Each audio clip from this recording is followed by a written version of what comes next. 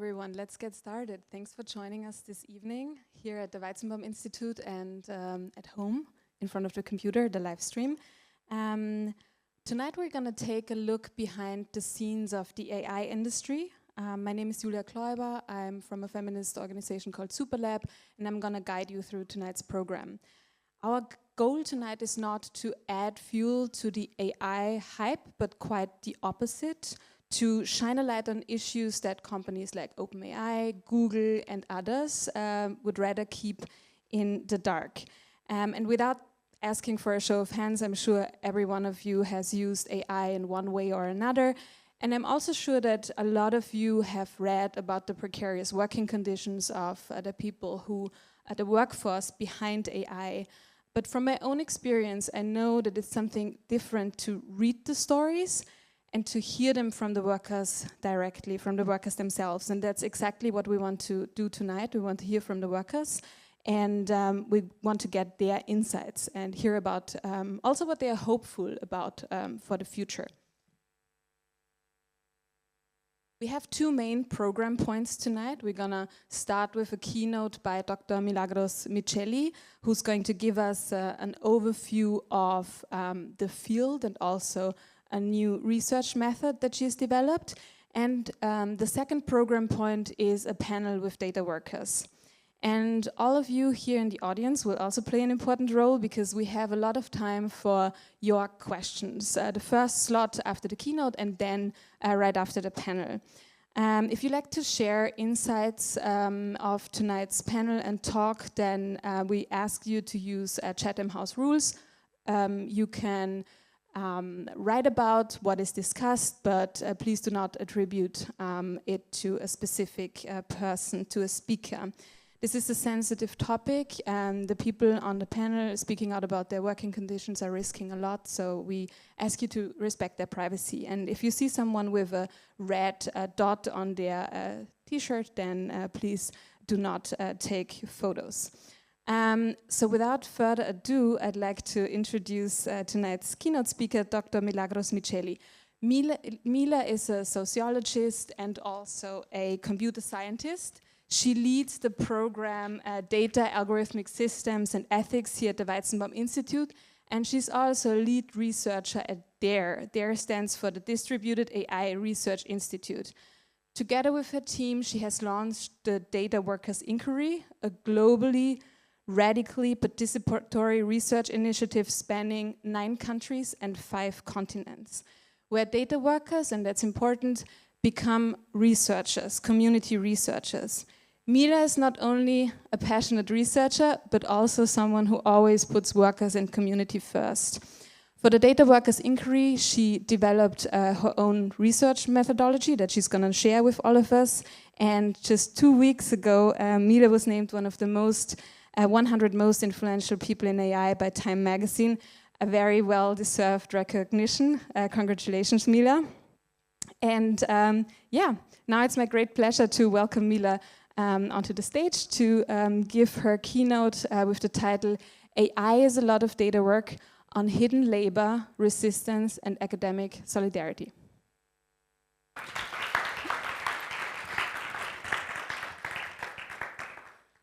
Okay, yes. Thank you all so much for being here. Thank you, Julia, for that very, very kind and too generous introduction. I also want to say today this keynote and the panel that will come afterwards are the last event after 2 days that we have spent together with data workers from different places, in different situations, doing different type of work, but all united by, as we discovered, the same misfortunes and the same fight. Julia has been my co-organizer for these 2 days, so also I want to thank her for the wonderful job and being a very, very kind, generous, and amazing collaborator. That said, as Julia said, I am going to be talking about this project, Data Workers Inquiry. Data Workers Inquiry is a collaborative project, is a it's a worker-led research project. We invite data workers as community experts, And we invite them to lead research, to do research as we usually do. They choose their own research questions, they conduct research in their own workplaces, research that matters to them, research that is important to them, not to us necessarily. And they develop outputs and pieces that in formats that may not resonate with many of us academics. They are not necessarily research papers, but they are formats that appeal to a broader audience, that are created to appeal to a broader audience, especially other workers. You find those pieces in our repository under data-workers.org. You can also follow us on socials, Data Workers Inquiry, to hear about news and to hear first about the new inquiries that get published all the time. When I say we, I'm talking about this wonderful team that I have the honor of leading. This is a team composed by researchers, academics, data workers, students, organizers, really wonderful people.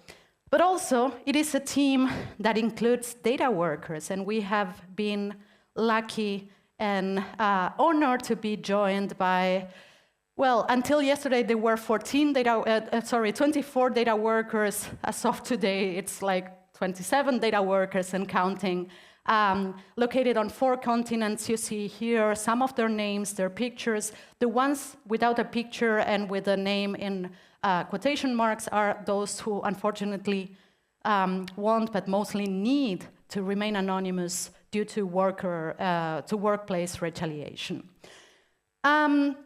And these 24 data workers, they are the authors of the pieces that I will show to guide this keynote today. Because the main principle of this project is that workers get to speak for themselves, so it is already very weird that I'm standing here, so I want to acknowledge that. So I designed this keynote in a way in which I'm going to use their words, and to the best of my efforts, I'm going to try and let those pieces speak for themselves. So I'm going to show you mostly snippets authored by those people, so I want you to please remember them very, very well. Now, but first things first, let's start with some definition work, because we are here to talk about data work, and we haven't defined that. I'm a sociologist, so I love definitions. When we talk about data work, we talk about the labor that goes into producing data that is used to train AI systems. But the work of data workers doesn't stop there, doesn't stop once a data set is created and is used to train a model. The work of data workers also continues in what we call tasks that have to do with algorithmic verification. They verify that those systems that are created are actually working according to their design or according to the plan. And by the way, these are snippets of real task instructions given to real data workers, so you get an idea. And then finally, in many cases, data workers also do what we call AI impersonation. AI impersonation is when there is no AI system or the system has failed, and workers, human workers, mostly precarious workers, somewhere in the global south, are instructed to act as if they were an AI. So, for example, to act and respond as if they were a chatbot. That happens more often than you would think. But the most important thing to know about data work is that this is work that is fundamental to AI systems. These are not just edge cases, random, just a few workers doing this type of work, but this is fundamental. We are talking also about a large workforce, a workforce that the World Bank last year has estimated to be as big as between 150 and 430 million people around the world. Just to give you an idea, 450 million, I think it's around the population of the EU or the US. So it is a whole lot of people. Of course, we take this estimate with a grain of salt because it's very hard to know how many people are actually doing this work because of the fluctuation between platforms leaving places, BPOs leaving places, and so on. We will get to that. And the other thing that is very, very important to know here is that there is a separation, virtual separation between this type of work, data work, and what we call model work, the work of actually produce the work of those engineers actually, you know, creating the models. Although these two types of labor are intrinsically connected, you cannot conceive one without the other, there is a separation. And that separation is, in one hand, symbolic, because the companies, when they talk about those engineers, they tend to talk about them, they promote them, and they talk about them, and they publicize their existence. We hear in the news how much the new engineer, that the new acquisition of, I don't know, Meta is now getting, as if they were, you know, footballers, and they go from one company to another. We hear these news. Now, data work and data workers tend to be hidden from the public eye. You will not find any information about how many data workers are employed by OpenAI on OpenAI's website. So there is this symbolic separation, but there is also a separation that is very much concrete, and that is a separation that is physical, because data workers, well, this model work is in many cases done in Silicon Valley or in those offices, glamorous office that we tend to imagine when we talk about, when we think of of model work. Data workers are not located in the same buildings as those engineers. They are mostly not employed by the same companies. In most cases, they are also not even in the same countries. Because when done at scale, data work is mostly outsourced. And just full disclosure, for the AI industry, it needs to be done at scale. Commercial models need a lot of data, and therefore need a lot of data work. Now, when we talk about outsourcing, we are basically talking about two modes of outsourcing data work at scale. First, we are talking about platforms. Platforms that, there are many, these are just some examples, remote task, prolific, the most known is, or the most famous is Amazon Mechanical Turk. These are platforms where people are it's like this type of piecemeal type of work where people are paid by the click that they do, the picture they upload, the content they moderate, and so on. It's very similar to location-based platforms like Uber or like Deliveroo, where people are just paid for the ride, right? And then, on the other hand, we have what we call business, or what are called business process outsourcing companies, or short BPOs. Companies like Sama or SamaSource, you will hear about them in a minute, TELUS Digital, with a big presence here in Germany, Teleperformance, also very much present here in Europe. And when we say there is an outsourcing industry, there must be clients. Who is outsourcing? Who has a need for this type of work to be done and to outsource this work? Well, we are mainly talking about big tech companies like Google, OpenAI, Meta, and all the others, all the like. But also, something that is not said enough is that in many cases, we academics, research institutions, and also universities are requesters of data work. Of course, I have to say not every university has the money or the power to develop AI, not to say to outsource data work, so we are mostly talking about these big research institutions in the Global South. But it needs to be said that we too are in many cases requesters. Now, I want to start showing you some of the pieces to illustrate how data work is structured and what this outsourcing industry means actually for real data workers. Before I do that, I want to issue a trigger warning because what I'm about to show you is not just about economic violence, but you will be seeing testimonies that include exploitation, also sexual and gender-based violence and different type of violences. So I just want to say, if anyone feel like not dealing with that type of testimony right now, they can leave, it's fine, or they can leave at any moment of this talk. But let's start, sorry. On the platforms, As you can imagine, as you might know from other types of platforms, as I was saying before, Uber and so on, there is an instability of income. So the workers never know how much they will make, if they will have a task to complete that day, how much that task will pay, if by the end of the week they will have completed enough tasks that they can, I don't know, pay rent or buy food. So all this uncertainty and lack of security characterize this type of data work on platforms. Also, there is a lot of unpaid time. Workers, there is a lot of time that goes into waiting for a task to come up, reading the task instructions, trying to understand the instructions. There are, in many cases, in platforms, pre-tests that the workers need to pass in order to be able to be accepted for the job. All that is unpaid time. But let's hear from this data worker. He's a data worker that we will call Ruba. He needs to remain anonymous. He's from Brazil. The video is in Portuguese. It's a very short snippet, but we have huge captions in English. O caminho para entrar nesse mundo de trabalho é relativamente simples.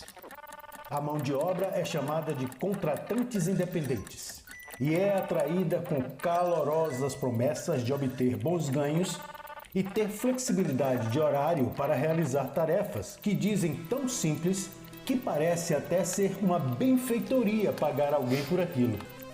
Mas são atividades exigentes. A demanda é alta, o ritmo é ditado, a performance vigiada, o pagamento é hilário e o apagamento é constante.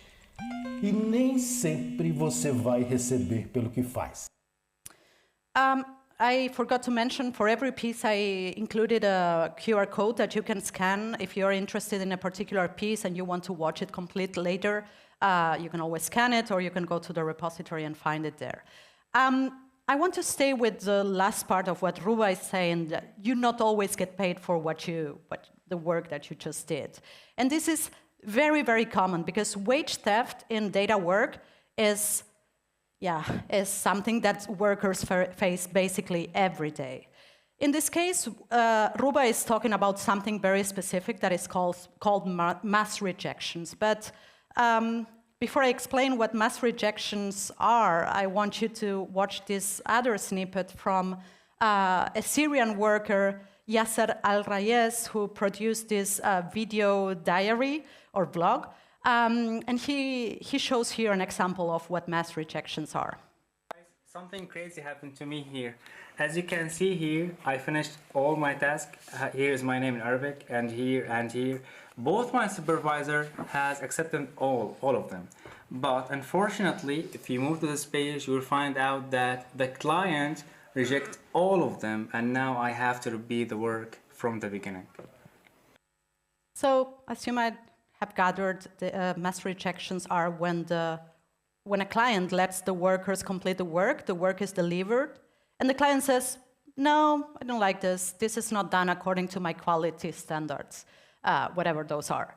And then rejects the work, the workers don't get paid. And in many cases, and this is the not so funny part actually, is that the requesters get to keep that data in most of the cases. They get to keep the data, probably they use it anyway, but just by saying, we don't like how this work got done, they don't pay the workers. And you see how arbitrary it is in this example, because not only Yasser did the work to the best of his knowledge and capabilities, but also he had two reviewers reviewing that work and saying, yeah, this is good, this is going to the client because it's good work. And yet the client says, no, I don't like this. And Yasser is, let's say, lucky because he gets to redo the work in this instance. In most cases, for platform workers, when your work is rejected, you get banned from the task. You don't get a second chance. Yasser gets to redo the work, but he's not going to be paid twice. He's just going to be paid for the data that is delivered and is approved by the client. Another form of wage theft is what our community researcher and data worker, Alexis Chavez, who is here tonight, discovered. Alex did a survey and interviewed data workers on Amazon Mechanical Turk, and discovered that unlike their colleagues in the United States, most workers in the global south get paid through gift cards. So in the US, workers get paid with actual money. In most countries of the global south, workers get paid with gift cards. Now, let me be very clear. We are talking Amazon gift cards. This is Amazon Mechanical Turk. So they work for Amazon Mechanical Turk, get paid on Amazon gift cards to be redeemed only on Amazon.com. I hope it is clear. The irony is clear here. And wage theft, because look how difficult it is for these workers to actually get their wage. They need to buy goods on Amazon, and then they sell at a discount somewhere else, or they need to exchange those gift cards by crypto for crypto, and then exchange crypto for their local currency to actually to be able to go to the supermarket and buy food. So, yeah. And that instability of income that we have seen and we have discussed in terms of platforms doesn't get better when we talk about BPOs or business process outsourcing companies, those hubs that I was referring to before. In this case, the instability and the insecurity, lack of security of these workers takes the shape of short contracts. And I'm not talking short contracts as we know them in academic, which are also very, very exploitative. Like, I'm not talking 2-3 years, I'm talking 3 months, 1 month, as in the case of Willington Shitawa, the author of this comic, 4 days. That's a real story, 4-day contract. And also the fact, another form of lack of security for BPO workers is that in many cases, their salary depends on their performance. So there's a part of their salary that is framed as a bonus. So if they don't perform according to the quality expectations of the company or the client, that bonus doesn't get paid and the workers don't get their full salary. And as you can imagine, all this instability, all this lack of security takes a toll on workers' mental health. This is not an easy way to live or to work. As Oscarina Fuentes, she's a data worker from Venezuela who produced this little animation video. She says, she talks about how much this stress is making her sick to the point of, getting physically sick because of the stress. And of course, the stress and the mental health toll takes a turn for the worse when we talk about workers who deal on a daily basis with sensitive content, as is the case of Moffat Okinyi. He is from Kenya. He's one of the workers for the BPO Sama Source in Nairobi, Kenya, and worked among many other things that they did within the company. He's a former ChatGPT trainer, so he participated in training the toxicity filter of ChatGPT. Let's hear what he tells us about the work and its consequences. So they felt across the board, everyone who worked on the project experienced this kind of mental challenges, especially sexual content can really affect someone's emotions and how you think and how you see people. Bearing the fact that you are reading text about rape, violently raping people and some people are being killed, it hit me so much as a person, as an individual, because after working on these texts, and my behavior started changing, and by that time I was married to a young, beautiful lady. And then when my behavior started changing and screaming at night, waking up, not sleeping, she started questioning my behavior. But with our Kenyan culture, you can't just explain to someone that you are working on sexual content. They might think that you are doing something illegal. So I kept this to myself, and my wife could not cope up with my change in behavior, and she decided to go. So there are 2 things that I would like to highlight about what Moffat is saying in his testimony. The first thing is that this work not only affects individual workers like Moffat, and there are many, many Moffats. We have worked with many, many like him. Some of them are here tonight. But also, it also affects entire communities. It affects entire families. What Moffat is saying about his wife leaving him, we have heard repeatedly. People being left by their partners or spouses because of their behavior, because of the nightmares at night. People losing contact with their children because they got overprotected because of what they have observed online can be done to children. So, they got overprotected to their own children. The children don't speak to them anymore, don't want to have anything with them anymore. People withdrawing from their friends and contacts and family members because, when you do this type of work, what are you going to be talking about? If people ask you what's going on with you or what did you do today, what are you going to say? Are you going to say, well, today I reviewed 100 pedophilia videos? It's very, very hard to lead a normal life when this is the work that you do for 8 hours a day. And the second thing that I want to highlight here is related to what I was saying, is the veil of secrecy that surrounds this type of work. Because again, there's shame involved. There's also the difficulty or thinking that other people won't understand what you do and why you do it. As Moffat says, in our Kenyan culture, we don't talk about these things. People might think I'm doing something illegal. I would like to add, I don't know hardly a culture in which talking about these things is something that you just do. It's very hard. But to make things worse, all of these workers and those who are present today and who have joined us for the past 2 days have signed NDAs with their companies. NDAs that prohibit them from talking about the content that they work with, the nature of the work that they do, who is the client, who is benefiting from their labor and their broken mental health, who are the companies that employ them. They cannot talk about this.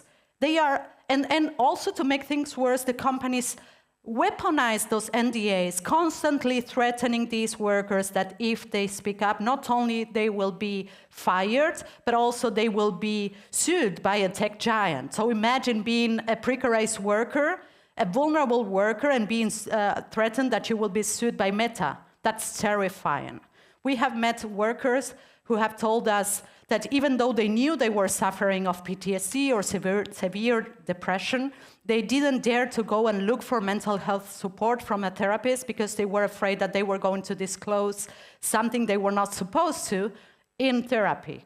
So imagine the level of terror that these workers endure.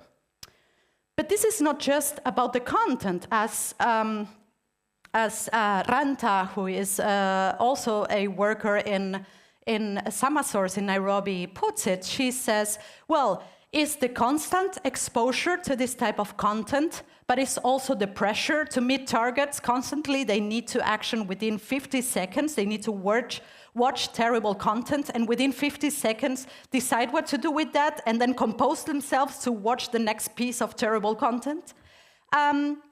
And then the isolation that I was just referring to. These three things are a terrible mix that make mental health issues and occupational hazards a hazard for these workers. Other workers have other issues that maybe are not so much related with mental health. Mental health issues are an occupational hazards for data workers.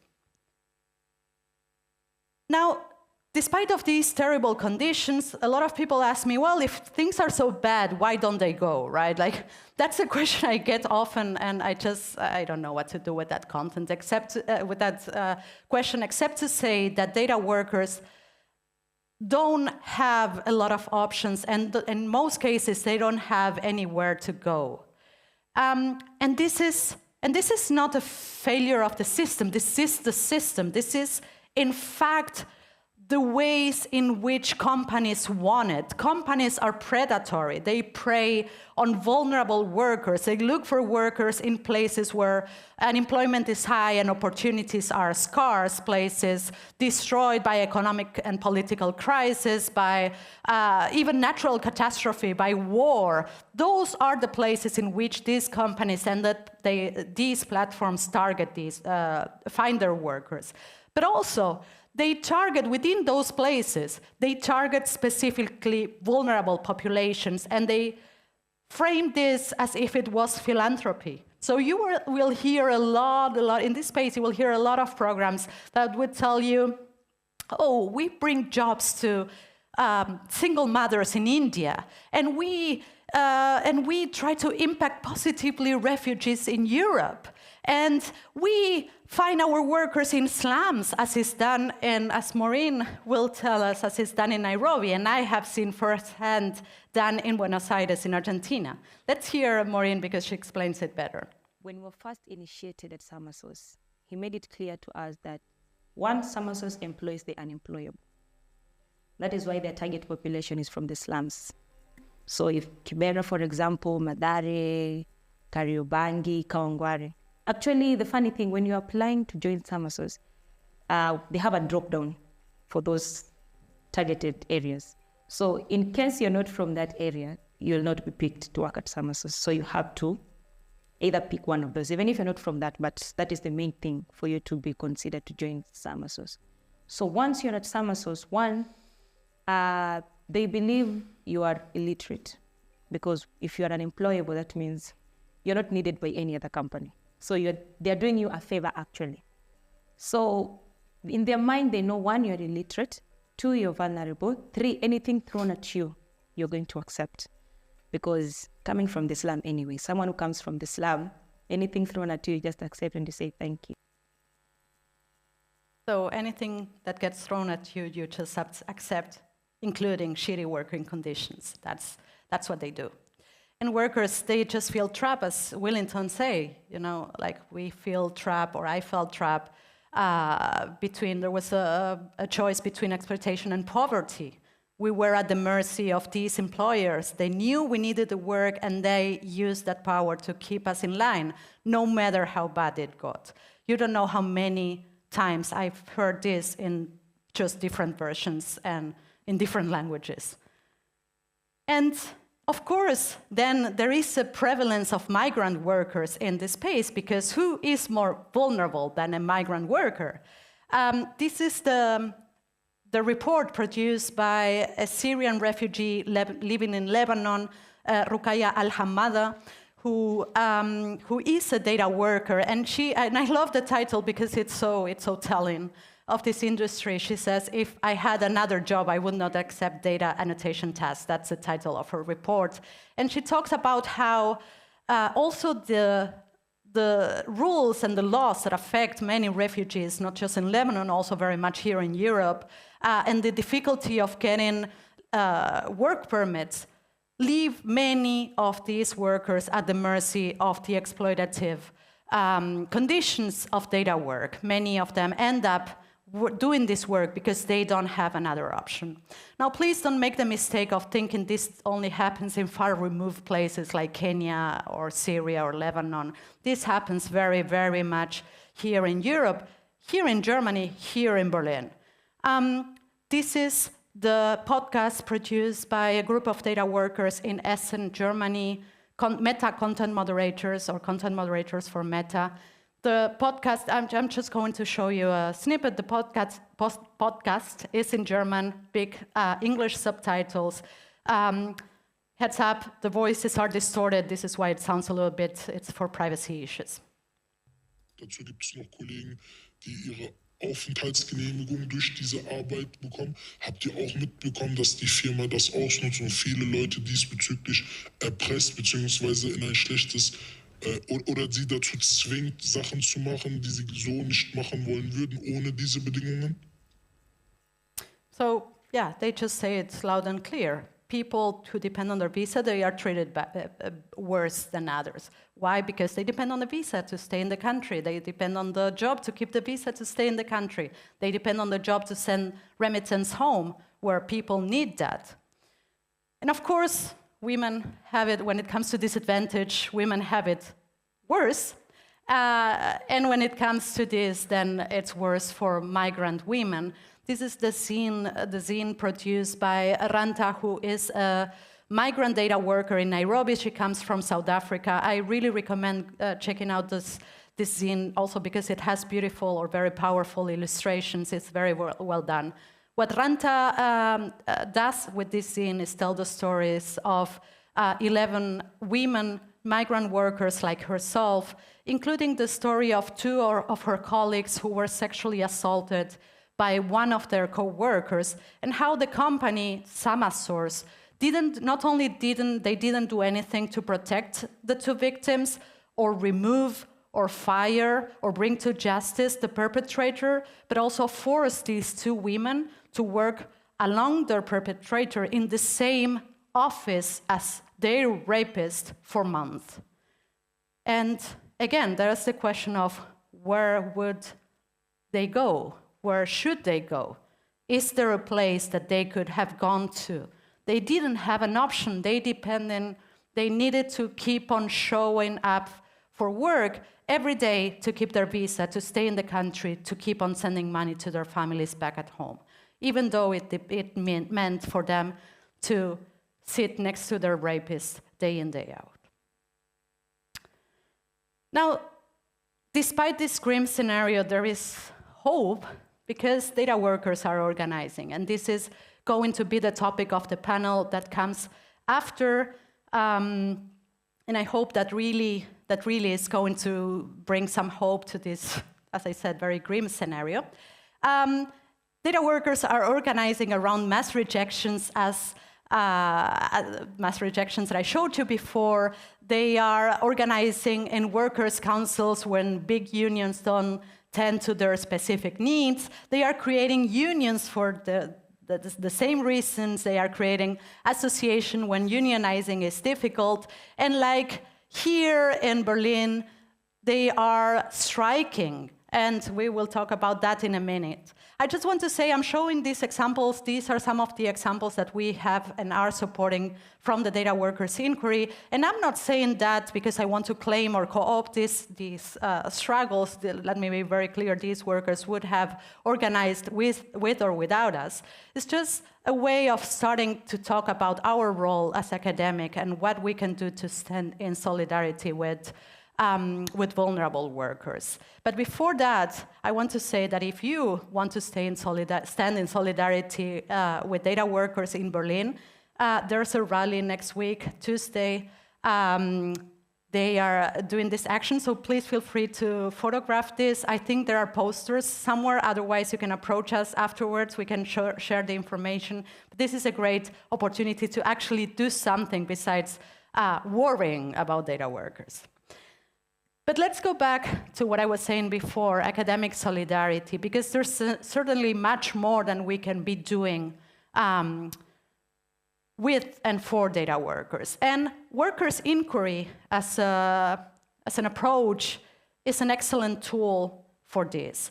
Workers' inquiry, as you might have gathered from the name, is the research approach or the methodological approach that we used for the Data Workers' Inquiry project. Workers' inquiry started with those 100 questions that Karl Marx sent out in 1880 to factory workers in France, with the idea that they, the workers, not we, the intellectuals, not the analysts, not the academics, are the experts, but the workers. The workers alone can describe with full knowledge the misfortunes from which they suffer. They don't need our analysis.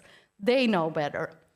So that's how it starts. And also the idea of Marx was not only to gather data, that's not just why he sends out this questionnaire, but it's also the idea that workers ask each other these 100 questions and get to talk to each other as a means for organizers.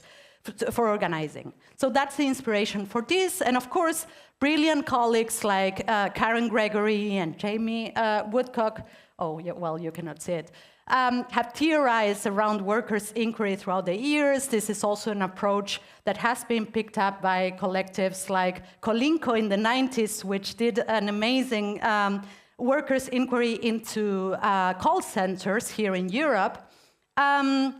And also most recently, Notes from Below in the UK with workers' inquiry into different sectors.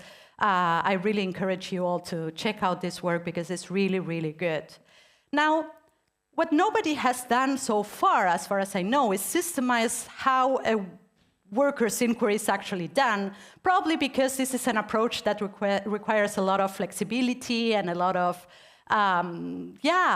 adaptation to the different material realities and political realities of different workplaces. But we have given it a try. We have tried to systemize workers' inquiry as a research methodology. In this paper that we are about to publish, there's a QR code to a preprint that we have available. Otherwise, it should be published in a week or so. So we have described there the methodology that we have developed and that we have applied to the Data Workers Inquiry project, the steps that we have followed, and of course the challenges that we have encountered. We have also summarized our research standpoint that can be actually organized around 4 principles that I want to show you now. The first principle is conducting worker-led action research. And here I want to separate worker-led from the action research part. When we talk about worker-led, what we mean is centering workers' expertise, inviting them to be the researchers themselves, and we being the supporting crew more than anything else. When we talk about action research, we are talking about the third principle, which means leveraging research to support organizing efforts. That means that we never intended to do research for the books or research for research's sake, or to have more publications. In fact, this is going to be our first paper coming out of this 3-year project. But it was research to support organizing effort, research that was aimed at supporting action on the ground. And I think there we have been successful. And the fourth principle is prioritizing the safety of our community researchers, these data workers who have trusted us and joined us. And that became really, in the end, the fourth principle became our utmost priority, much more than other expectations, academic expectations, publication cycles, and so on. The safety of our data workers, protecting them, that has been very, very important to us. Now, these principles are not meant, I'm not showing this as a formula of, oh, this is how you stand in solidarity with data worker if you're an academic. We certainly didn't do everything right, and the path of arriving here today and the process has been paved with a lot of learnings and contradictions, and also challenges and tensions. So to close this talk, I would like to discuss some of these challenges and tensions that we have encountered. Also as a way of kicking off the Q&A that will come after, I'm hoping that maybe this will help you all, maybe if you're a researcher, of course, to reflect on your own research practice, and maybe, I don't know, we can do some mutual learning, I guess. So when it comes to the first principle, conducting worker-led action research, the first thing that you need is workers that actually trust you, right? But this is hard, this takes time, and sometimes, academic cycles don't offer that type of time. You need time to build trust, to establish rapport. And also, you need to know how to acknowledge power imbalances, because despite our best efforts, we are not able to erase the power imbalances between us and the data workers. Also acknowledging something that is fundamental, and that is the fact that researchers and academics are in many cases requesters and clients of data work too, which is also a difficult positionality for us to reflect upon. the second thing is the second principle, centering workers' expertise. So we made a point out of paying data workers at a salary, at the rate that corresponds with our own salaries as researchers in Germany. If you're a researcher in Germany, know that we don't make a lot of money. But that was our standpoint. But of course, that comes with the risk of the relationship being purely transactional, because yeah, we are paying them for a limited time for a very specific type of work, and actually what we wanted to do was to build bonds of solidarity. So there was this tension all the time, and there was this fear that, okay, what type of relationship are we establishing, and what does money do to a relationship? After these 2 days, I'm way more optimistic that we have been able to build those lasting bonds of solidarity, but yeah, it's a tension nevertheless. Then the idea of centering them as experts and really letting them or asking them to lead their own research has been tricky in the sense of we wanted to offer support, but also we didn't want to lead, and that was a very hard balance to strike and a very hard position to navigate. What it's called, like afterwards, some workers have told us, well, I wish I would have gotten more support from you, or there were times in which I had the feeling I was left alone with my own inquiry. And of course, we learn from that and we adjust and we try to do better. But I'm just saying it's a very hard balance to strike, as is also navigating diverging needs for and possibilities for being visible, right? Our aim was always to center the workers, to let them speak for themselves. But the reality is that many workers cannot. Many workers cannot show their faces. I chose today to prioritize those inquiries of the workers who couldn't be here today and won't be at the panel as a way of making them justice, because they could not because of visa regimes, or they could not be here or they are here but they cannot show their faces because of workplace retaliation, which is very real. An example of this is last year we were invited to provide expert testimony at the European Parliament, and when I was invited I said yes, we are coming, but we are bringing data workers with us because they are the experts.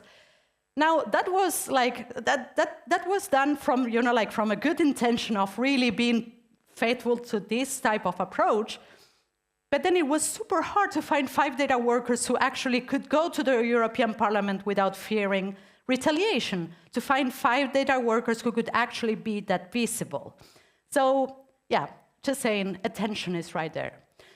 Leveraging research to support organizing efforts, well, it requires a constant balancing act, right? Because on the one hand, we want to center the needs of the workers, but also we need to fulfill certain academic expectations, because that comes with funding, and we need funding to continue this work.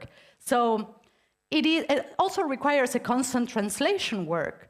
It means making those pieces that I show you, those animated videos and comics and so on, legible also to our funders, to our bosses, to our institutions, who are rather used to reading academic papers and considering those a valid knowledge production, right? And finally, prioritizing the safety of community researchers. We took some measures that we had from the onset. For example, we chose to engage workers who were already organized or in the process of organizing. Why? Because we thought those are the ones who can who have the knowledge and the networks to navigate the risks associated with this research, and know what they are getting into. But one thing that we didn't foresee is, for example, the risk of re-victimization that many workers faced when doing this work, when talking to others about the things that they had gone through and listening to other similar testimonies. So this is something we saw halfway through the first batch of inquiries, and we were fast to engage a mental health, a trauma professional who accompanied the workers who needed it, throughout the process, but that's something I wish we would have foreseen.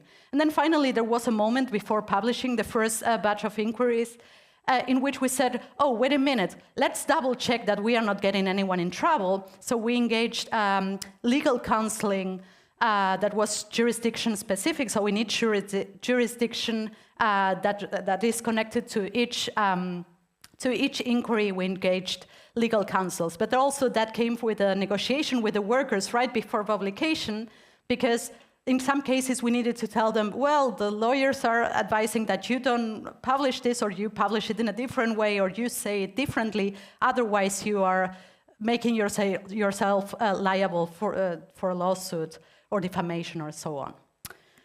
Anyway, to conclude, when I started this project almost 3 years ago, the main motivation was, of course, exposing the exploitation of data workers.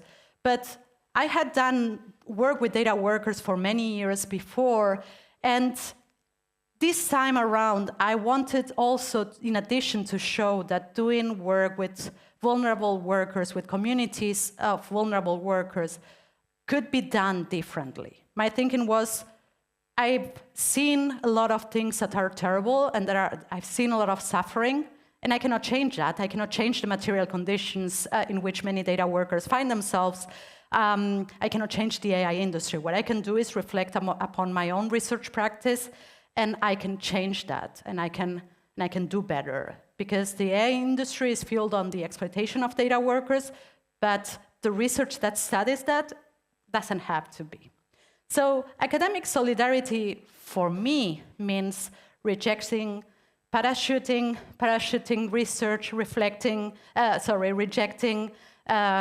jumping on every opportunity that I have to interview a couple of data workers and publish my paper and do research that anyway has already been done.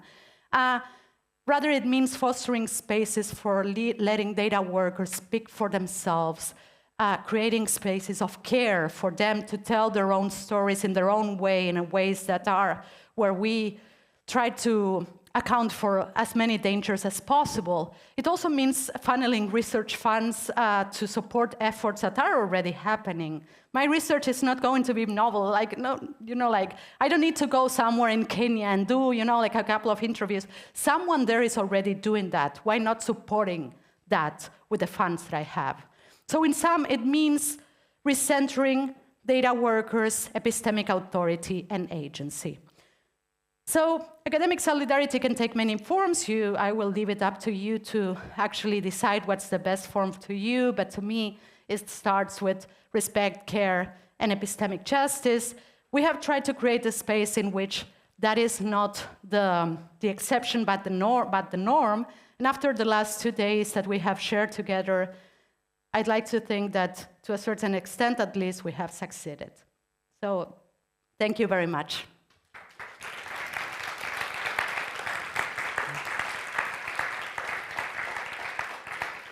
Thank you very much, Mila, for this very insightful talk. And as announced, we have some time for your questions now. So I'm going to run around with the microphone. Any open questions about the methodology or some of the examples? Yeah, great. Feel free to briefly introduce yourself.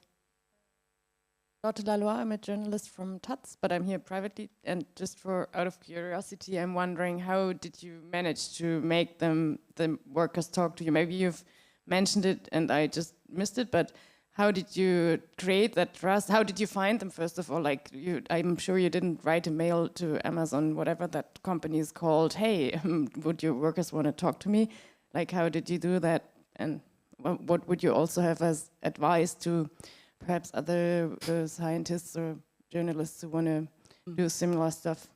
Yeah, to journalists it's a little bit hard because you all work with deadlines and timelines that are not designed to create trust with workers. So that's the one thing. In our case, it's we built on relationships that we had fostered for years, because I have been doing this work but work with communities of data workers for almost a decade. So the first thing was to reach out to the people who we already knew, right?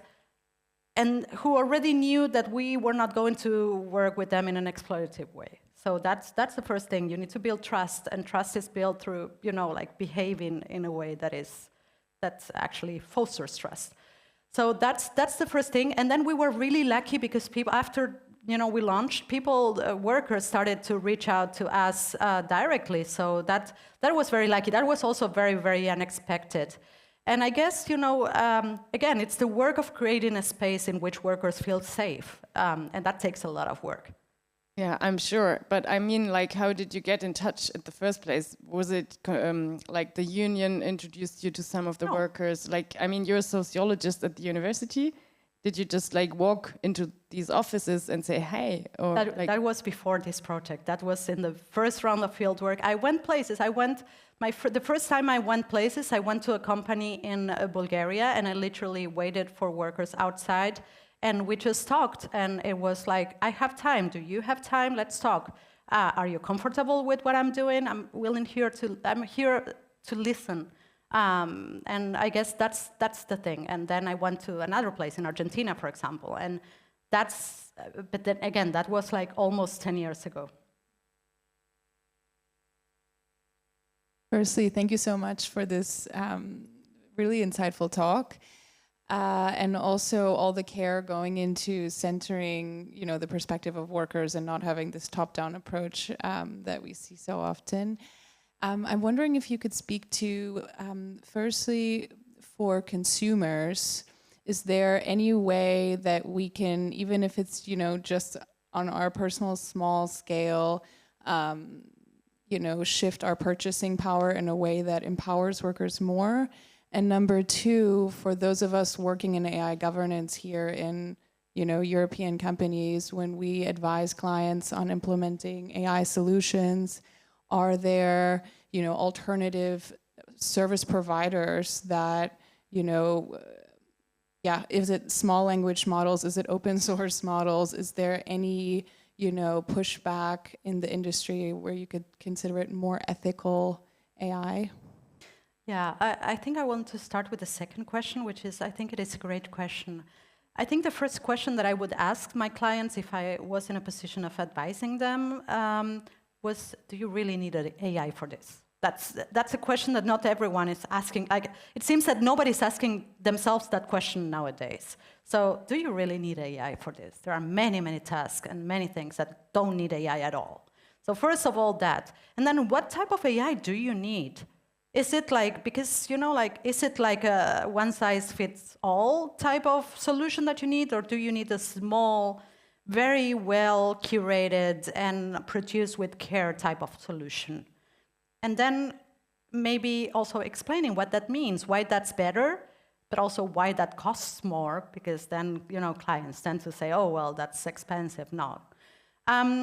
So that, and then the idea that, when for whatever solution or whatever type of AI you are producing, working with data workers in a way that is fair is not just about being a nice, decent human being.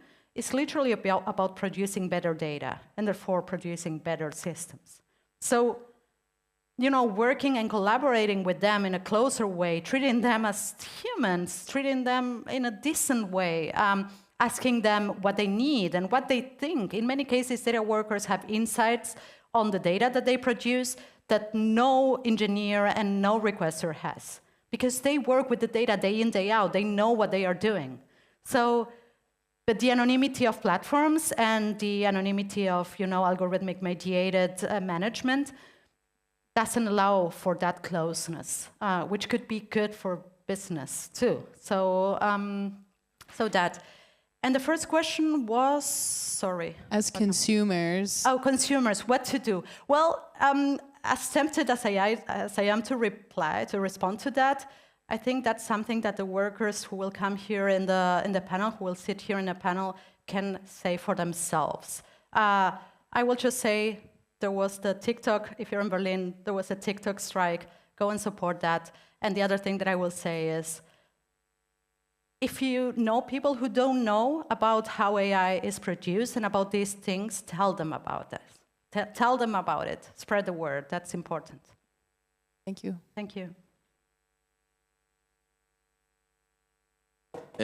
Thank you so much, Mila. It was really interesting to hear more about the data workers inquiry. My name is Enrique. I just completed a master's in public policy, and I'm very interested in the topic of data work. And I wanted to ask a question about methodology. So, as I've been following the project, and based on your presentation as well, I can see that the project is built on this very fine balance between, for instance, giving the workers visibility, putting them on the spotlight, but at the same time not leaving them unsupported, giving visibility to their work, but also not really stealing the spotlights for you. And I can see that this is a very thorough thought process, probably very difficult. So I just wanted to ask you, how was this in practice with the workers, in the sense that would you have to change your approach individually based on the workers, based on their cases? Did you have a more generalized approach to some extent? How would this manifest itself on like a daily basis of work? Thank you. Yeah, thank you, Enrique. That's, first of all, hi, and nice to see you again. But also, that's an excellent question, actually, because, yeah, indeed, it requires, like, each one of these inquiries was an artisanal work. It's really, and it was such a work of care. One thing that I didn't say, but one thing that we do, it's on the paper, right? Like, when we onboard workers, we always pair them with one of us, with one of the organizing team, to work closely with them in a way like that, as I can compare it, it's even more intense than what advisors and advisees do when writing a thesis or whatever, and when you are doing a PhD, you know, this closeness of, you know, working together. We pair ourselves and the workers based on, yeah, trust that we have, that each one of us has built with specific people, shared language proficiency, because we are a multilingual team, so, you know, we always try to speak the language in which the workers feel most comfortable. Yeah, so, and as you said, each one of the inquiries required specific resources, because it's not the same to producing an animated video than producing a zine, right? Like, and in many cases we had to go out and find an illustrator because we didn't have one, and we needed to find a translator because the person wanted to work in a language that we didn't speak, or an interpreter. So it required to be like, this is why I say these principles are not a formula.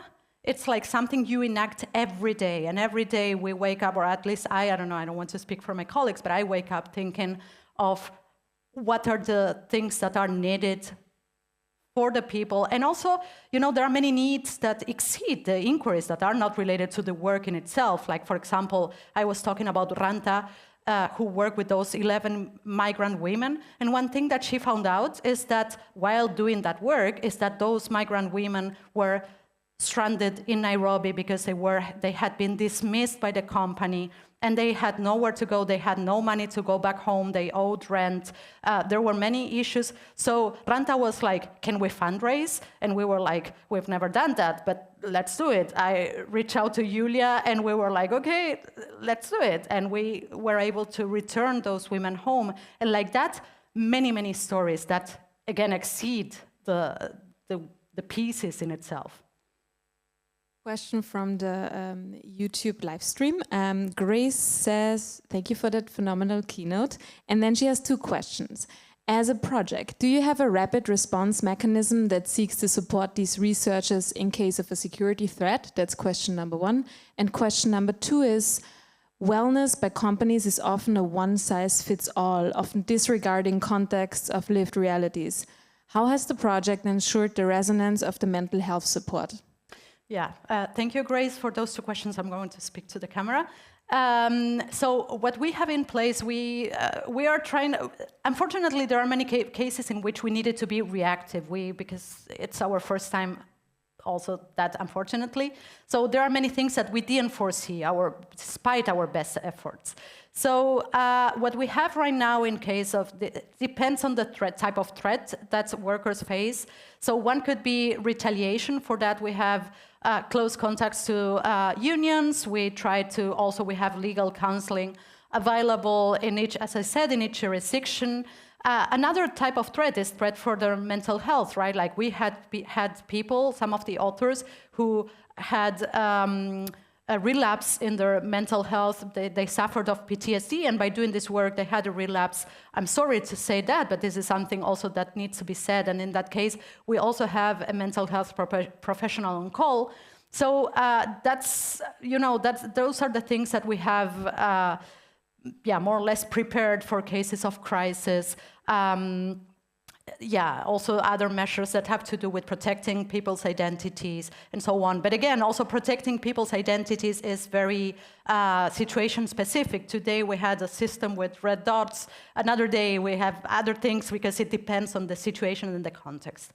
That to the first question, and to be very brief with the second question, yes, I am very, very proud and happy to announce that we have one of the inquiries was done by Kauna Malgui, who will sit here in the panel, and I don't want to take her thunder, but let's just say Kauna has developed a mental health intervention for data workers, because she is not only a former content moderator and organizer, but also a mental health professional, and that is going to get funded. So that is going to be a reality, but she will tell more details about that in a minute. Thank you. We'll take one more question before we continue. Hi, thank you so much. For those of us attempting to influence policy, and you mentioned that you went to the European Parliament, do you have any tips on how to bring those issues to clarity, especially in the climate that we see right now of cutting red tape and deregulation in Europe, and as well as the nature of AI and how scattered across continents it is? That's a very tough question. If I knew the answer, I would have applied it so far. But I think one thing that is very, very important is to,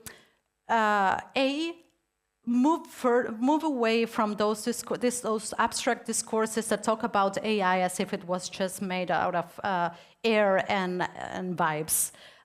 But really go into the materialities of AI. AI is made out of labor, exploitation, and it's made out of natural resources. So what are we going to do about those? First of all, that. And the second is, again, we need to create spaces in which the people who are actually affected by this sit at the table, get to talk. And again, that's, I was saying before, that comes with its own set of difficulties. We have best intentions, and then it's hard. But it is very, very, very important that we try not to talk for those who are affected, but we create spaces in which those are safe enough to be able to talk. I think that's very important. Yeah, and then the rest is, let's meet on the streets and talking to. But we had yesterday, there will be a little bit of debriefing of what happened yesterday. We had a session with politicians here, in which a closed-door session. It was a disappointment. I'm sorry if the politicians are watching, but it was a disappointment. Like, they come, they take notes, and nobody does nothing. So we can do something, but we need to be a big group. We need to do this collectively. Big round of applause for Mila. Thank you so much. Thank you so much.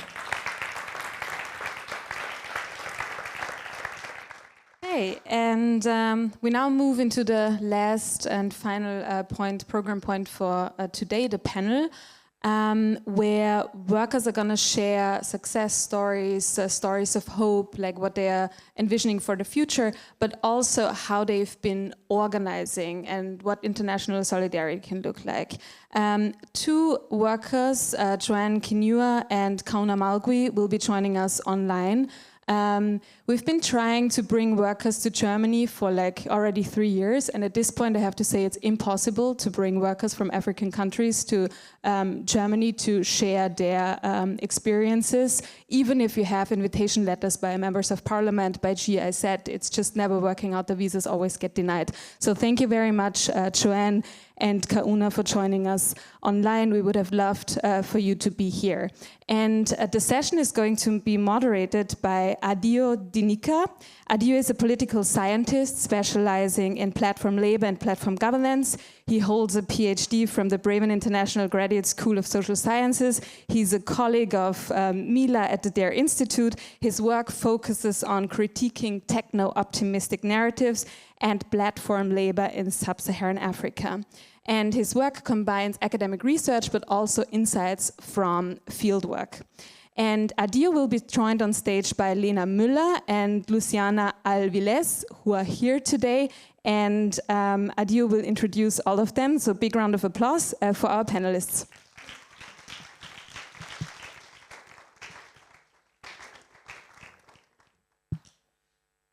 Thank you very much, Julia, for that introduction. I was just remarking earlier that I don't really know how to hold this thing. You know, whether I hold it like a speaker or like a rapper. Hopefully this is the right way to hold it. So, that said, so I'm not. You don't know whether this is going to be a presentation, a panel, or a rap session. I hope you're ready for either. So, to start us off, okay, I can see our online panelists are here. Kauna, nice to see you. Joanne, nice to see you. So to begin with, without wasting your time and letting the workers themselves speak, I will first begin by introducing Luciana Alviela. I hope I pronounced that very well. So she is a data worker from Barcelona, Spain, who works for a company which is subcontracted by one of the largest or most popular phone manufacturers in the world. I'm not saying which one. So she has experience working, creating data. Once we see how many of these phone brands are pushing AI to us, so she knows all about the other side that is never spoken about. And she is involved in the Works Council at a place of work. So to start off, I think maybe if you can start, so in addition to this, she's also joining us in the Data Workers Inquiry. I think you heard Mila mention that we have co-researchers working with us. So she's one of the new co-researchers. So to start off, maybe if you can start by telling us about your Workers Inquiry, the one you're working on, your project. Okay, this works fine. Okay, great. So my project is about the thing is experiencing the most. It's the up and downs of being active member of a workers' council and active member of a very small and independent union. So I am researching about what makes us thrive and what makes us the life difficult, what makes people stay engaging, and what makes people maybe drop out for some reasons. Okay, thank you for a brief into your inquiry. So since it's a work in progress, I want to ask a lot of questions, but just one quick question. Why should we care? Well, why should we care? Why should we as Data Workers Inquiry care? Because we see patterns. Like, I knew this before with contact from other people who work in workers' unions or work in workers' councils. We see patterns. What is happening to us is something very similar, which is happening to people in Germany, which is happening to people in other countries, in other companies. It's always the same patterns, and it's always the way we resist. There are some general things, how we can support each other, and there are some errors maybe other people might not do, or maybe something that we can give other like, let's call it activists, to empower ourselves and to keep on with what we are doing. Okay, thank you very much for that response. It's a question I always wonder, because many times when we talk about our work, or mainly your work in this case, the question is always, why should other people who are out there care about this work? Because often, I mean, if I can use my chat GPT, generate a shitty essay, and submit it, then I'm done, right? So why should I care about people in Barcelona? But anyway, so we've heard why we should care about data workers, particularly those ones who are organizing. But I think then that brings us to the fact that there are workers who are actually organizing. And I think it's right that we bring in someone who has experience organizing and that not only organize, but actually lead a very formidable group called the Data Labelers Association. So our next panelist is Joanne Kinua, who is a former data worker or data labeler from Nairobi, Kenya, and is now the president of the Data Labelers Association. So Joanne, I mean, she's the president, right? So she knows all about organizing. So Joanne, go ahead. Who the hell is Data Labelers Association, and why do you even exist? Such an awesome introduction from you, Adio. I feel very intimidated. So I'm Joanne Kinua. I'm the president of the Data Labelers Association of Kenya. Data Labelers Association of Kenya is a grassroots movement, and it is also a worker-led association. The reason as to why we exist is because of the systemic loopholes that exist at the moment. When we work as data labelers, we felt like there was no communication channels. There was no protections. There was no recourse for whatever injustices that we face. There was nobody to talk to. Not even the law protects us against anything. So the reason as to why we decided as workers to form an association is so that we can be speaking for ourselves in a space where we've been we've been working for more than 5 years, but we have nothing to show for it. We do not have savings, or almost all of us are in debt. We do not have even the simple recognition of the type of work we are doing. Well, we are the most integral part when it comes to the AI system. So that is the major the major reason as to why the Data Labelers Association exists, among many other reasons. Yeah. Okay, thank you very much, Joanne, for the reasons that you exist. I think my next question to you, now I understand why you exist, and I hope our lovely audiences here and online understand why you exist. My next question is more like, since you are the president and you have managed to build a very large organization, I dare say, within a very short space of time, how did you manage to do this? Like, how do you manage to get so many people? I heard last time I spoke with a fantasy, I was talking of numbers, almost 1,000, and you guys are not even 6 months old. How do you manage to get so many members? I think from do people get paid to join your organization? We don't have money. We have nothing. We have zero resources at the moment. So I feel like we were so much needed at this space or in this space. So every time we do something, for example, when we launched, the courtesy of the Data Workers Inquiry and their Institute, we had a very large number of people join the association. I feel like it's because they are seeing like the what they relate to us as workers, and we do not disconnect from them. So I feel like there's some hope we are providing for the workers, because we are not all about talk. It's all about solutions, because I think we have, if it's complaining, we have complained so much in the BPOs, in the platforms, and nothing is happening. So now it's just like finding the challenges that we are finding, like, and coming up with solutions, and sort of like making sure we are making sure like these solutions are what we want and we are working towards them. So I feel like the workers relate to us more, and we are working towards something. And I feel like there was no representation earlier, and people did not know what was happening or where their power was or what their rights are.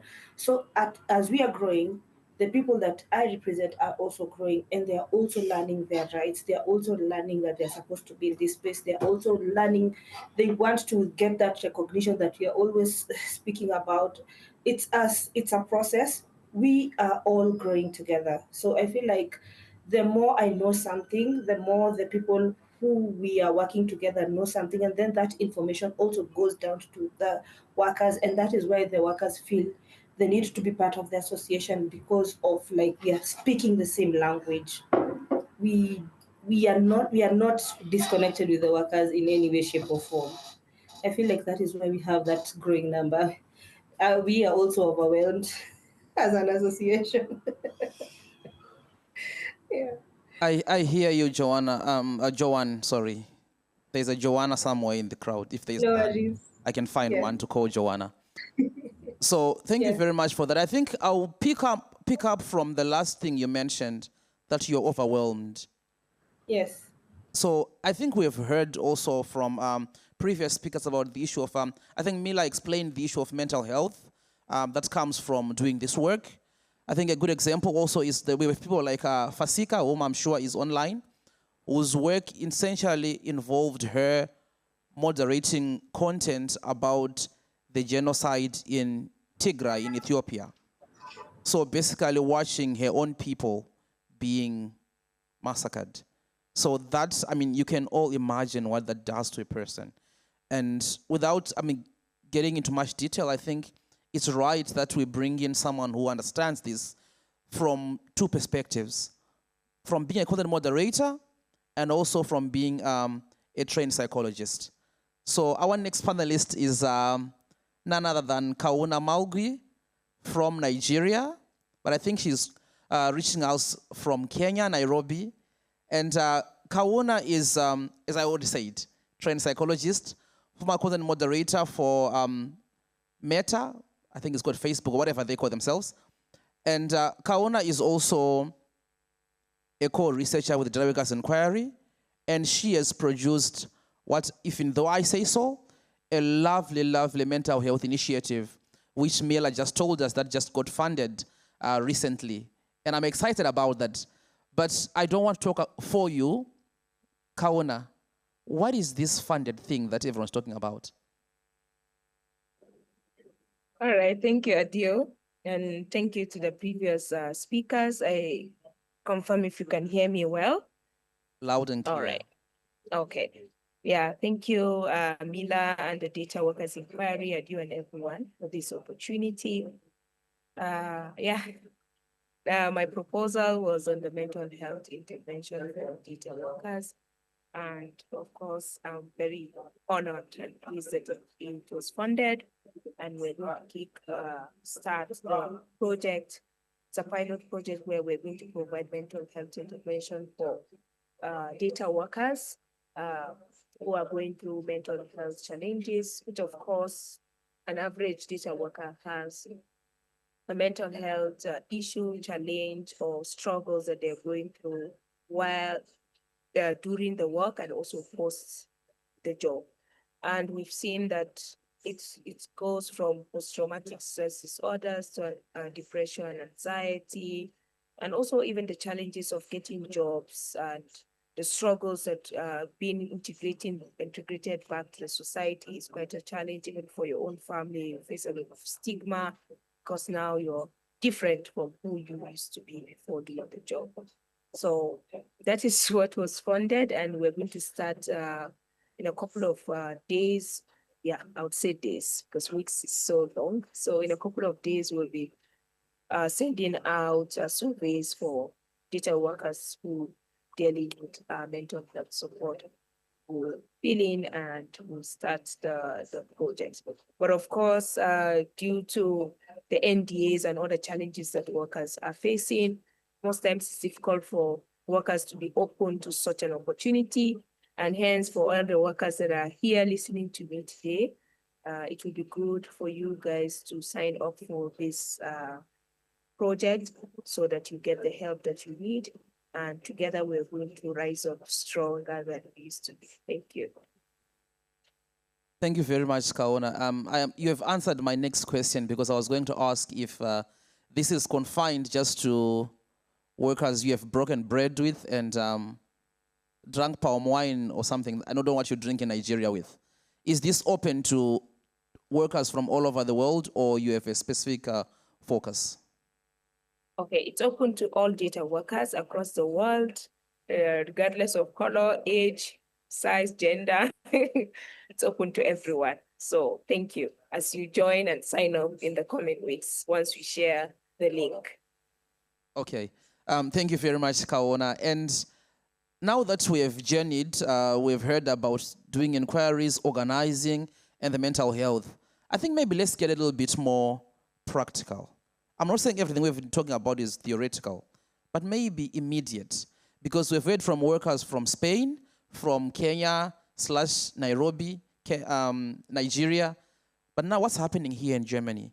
Because as Mila said in her keynote, that many times we often think that this data work only happens out there, only happens in the global majority. I use say global majority because when people say global south, I have no idea what that means. I'm from Zimbabwe, I'm global south. Mila is from Argentina, she's global south. So is it about direction? I have no idea. But anyway, let me not digress. Let's come to Berlin, Germany. And we are joined here by Lena Müller, who works for TikTok as in it's called the Trust and Safety Department. Basically, people who get to see the shitty stuff before you guys see dancing cats and other funny things. But recently, they heard that they were being terminated because AI has arrived. We now need to use AI, it's so wonderful. It's not. But maybe my question to you is, how did you guys take it, and how did you start to organize once you got that email that, yeah, AI is here now? Thank you. We are working here in Berlin, only some U-Bahn stations away from here, so we're really at the center of Berlin, so it's happening here as well. We got an email in March this year. There was already rumors beforehand, and everybody knew that something was up, that the company was doing something shady. And we got the email that we will be all gone. We were 150 trust and safety workers, that is including mostly content moderators, German-speaking content moderation for the German market. We have Polish colleagues for Poland, and we have people from the Dutch team. Then we have quality analysts, which I am as well. We are the people that are doing the quality checks. Then we have even people that are working with the policy, so the community guidelines that are giving the structure for people that are doing the content moderation in-house and outsourced. And we are all supposed to be gone. They have said it is for purposes of cost cutting, and they want to be faster, and they're saying that we want to outsource, but then we hear that it's AI and it's all over the place. They don't even know the story themselves anymore, because we also had issues that now, like some weeks ago, our colleagues in London, where 300 workers are working there in-house for trust and safety for all over the markets in Europe, and even some for just the Arabic-speaking languages are there as well, and they are also being told that they have to leave now because they dare to say they want a works council. We all know that there was supposed to be an election for a works council in London, and a day or two before that election, they are now told that they have to leave, and only a handful of people are supposed to stay, and their jobs are now outsourced and or internally they are exchanged to Casablanca in Morocco or to parts of Poland, and in Turkey as well we have still some people, but nobody knows how long we're going to stay there, if TikTok even wants any kind of in-house moderation that is so needed, because even though we heard a lot about the BPOs and how they are treated there, we were supposed to be the better ones, the ones that had better working conditions. But instead of keeping up the good work that our CEO is always saying, that they are the best platform out there, TikTok is the biggest one, the fastest growing one, the one that is the safest, because they are spending so much money. They are telling that to Trump as well in America. They do all the work there and they're branding themselves that way. But we internally know that this is not true. We are getting worse in our working conditions. We are becoming BPO-like, and it shouldn't be that way. We should instead be a signal that in-house it works better because we have mental health breaks and so on, and we should go then to the BPOs and be like, you guys deserve the same that we do. Instead, they are just thinking about their money and are thinking about how can we make it even shittier for us here. Thank you for that. I think maybe a follow-up question to you, because you said something that I would like to prod you on. You mentioned that work is moving to Casablanca in Morocco. So essentially, AI is located in Casablanca, Morocco? No, no, it's not. It's just that internally new roles are just opening up in other places where it's mostly also not content moderation jobs. So content moderation jobs that are needed because everything that is on the internet, it's not that nice and it needs to be looked at, it needs to be filtered at. And these people are no longer hired in-house. It's just they have weird names that nobody really knows what these jobs are about. And even if I would now tell you what the name is, nobody of you would understand what it is. But internally, we know that they are very specific jobs where it's just, okay, we have, for example, we have departments that are just about child safety, which means you have to just work around the issues of, I'm sorry, trigger warning, I should have said beforehand, but it's just about pedophilia, because pedophilia is a big issue with TikTok. TikTok is predominantly used by a lot of young people, and we have a problem that way too many people are too young on the platform. Technically speaking, you are supposed to be 13 years old to be on TikTok, but everybody that has children can tell you that these kids on their phones, they will have the app and they will have somehow downloaded it, and because they're not checking it, and the way we are checking, we're too slow.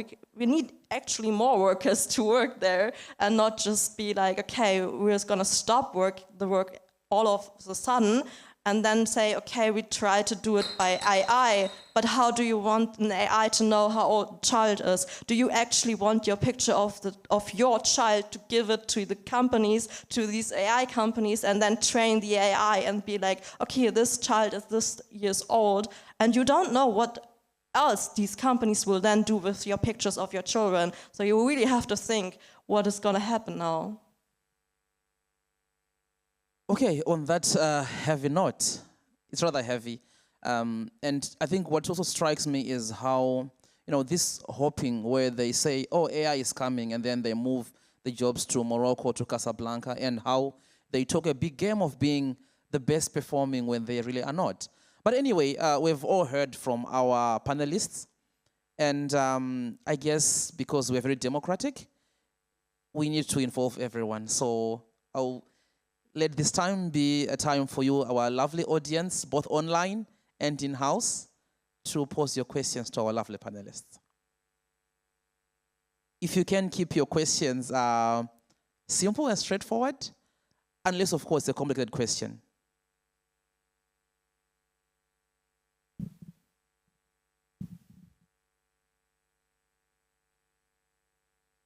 Anyone?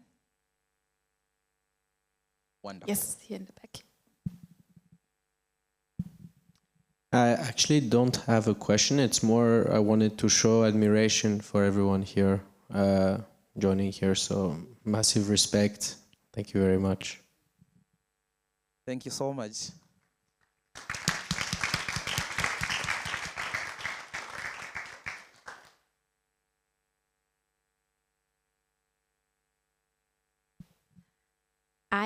I'm going to steal the question of someone that asked it before.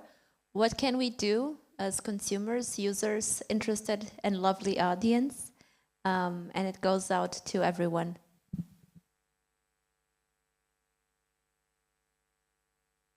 Want to start? Yeah, I can start. So as we are collectively organizing at TikTok our workers, we are doing it ourselves with some help of the union.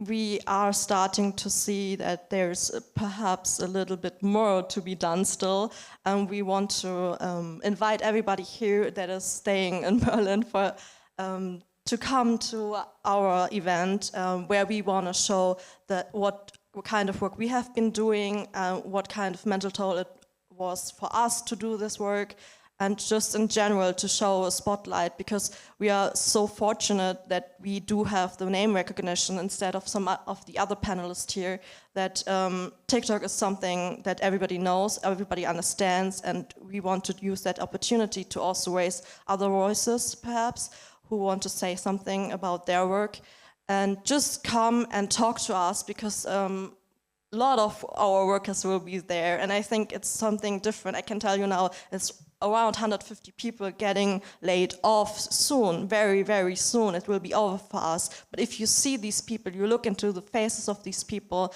that are young, that are migrants, that are mothers and fathers. Some of them just had children and they were hoping to stay here. Some with visa problems because they moved here because TikTok promised them that Berlin is a great city and a great place to work here. And just look in the eyes of these people and see that this is all just, this was a dream that was not true, and this is more like a nightmare now. And all of us, we have to face this reality that we are soon jobless, and we have to find a job at this current state of the economy in Berlin, and we have to try our best to find something else, and some of them probably also have to move. And it's like, this is something, it's a real, these are real people, and I think oftentimes, even though we had the attention of the media, I mean, there was a beautiful picture of all my colleagues in front of the labor court. It's still, it's a picture of some of the people there, and it's something else if you get the opportunity to talk to us. And I think just also we are hoping to get some politicians there, and they have to finally also speak to us, because is this the future we want here in Berlin, or just in general in Germany or in the world? And we hope that we can be one part of the bigger puzzle here. Thank you very much. So I will pause asking other panelists to respond to the same question for now, and take more questions from our audience. Those online, please feel free to type in your questions, and our panelists will take them.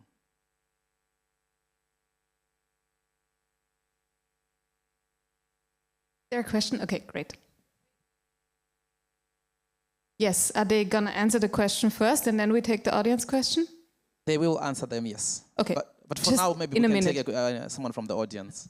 Okay, maybe it can even be connected. So I also wanted to ask a bit more about the organizing efforts and the challenges you mentioned, like we can also learn from. So maybe you can speak a bit more about concrete examples of what was learned already, and like, is there an exchange between the four of you already or the others? And maybe you can talk a bit about the work and maybe your ideas of how tech workers' fights can be fostered like this. Because I mean, like looking at the TikTok thing now, it's not like an easy state to start organizing when you're already on the edge of being kicked out. So what is your ideas about like getting more into an offensive or like position?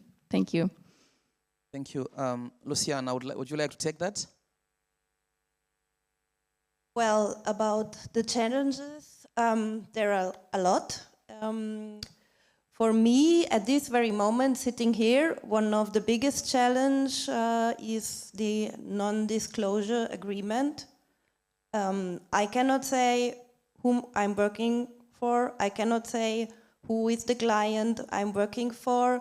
I cannot give too many details, not because they will fire me, but the threat is always, if there is any whistleblowing from within my company, the big client will take away the project from us and all the people will be on the street. Do you want this? No, we don't want this.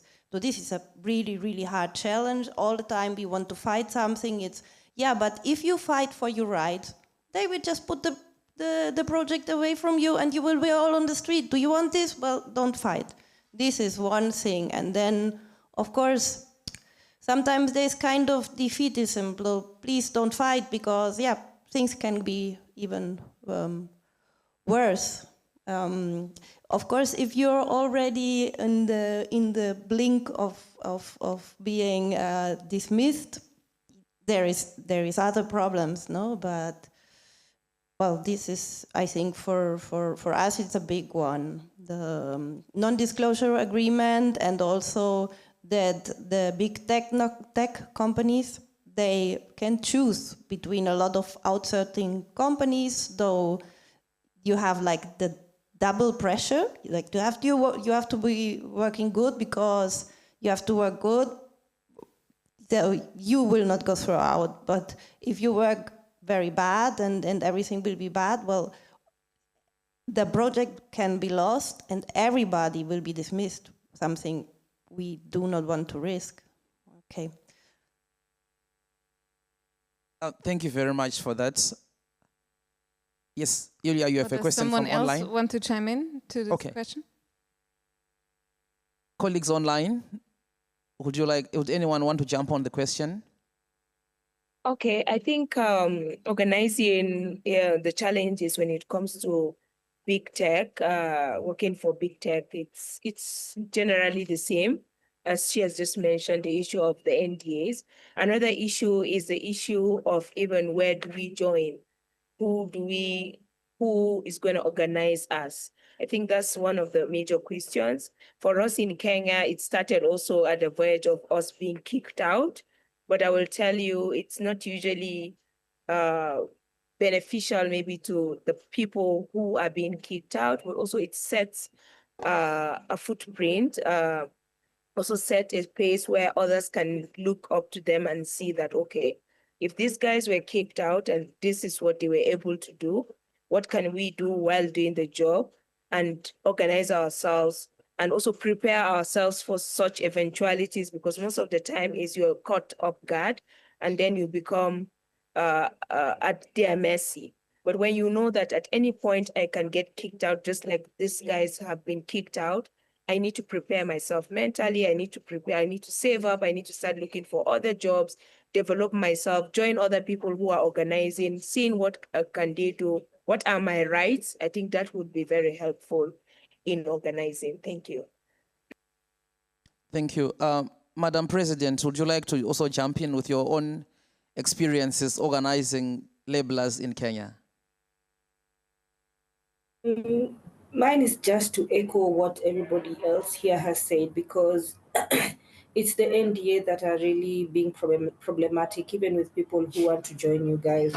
They're like for example, when we started the Data Labelers Association, and it gained a lot of momentum and a lot of traction, the next thing the BPO did was give the workers an NDA with a more strict on the union busting part. So the NDAs is really problematic in the organizing sector.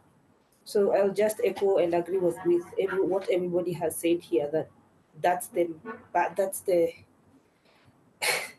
it's cutthroat. Thank you.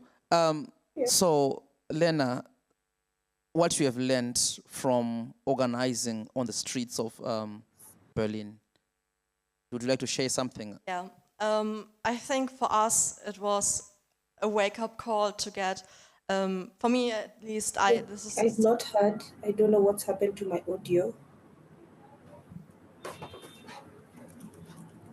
Can you hear now?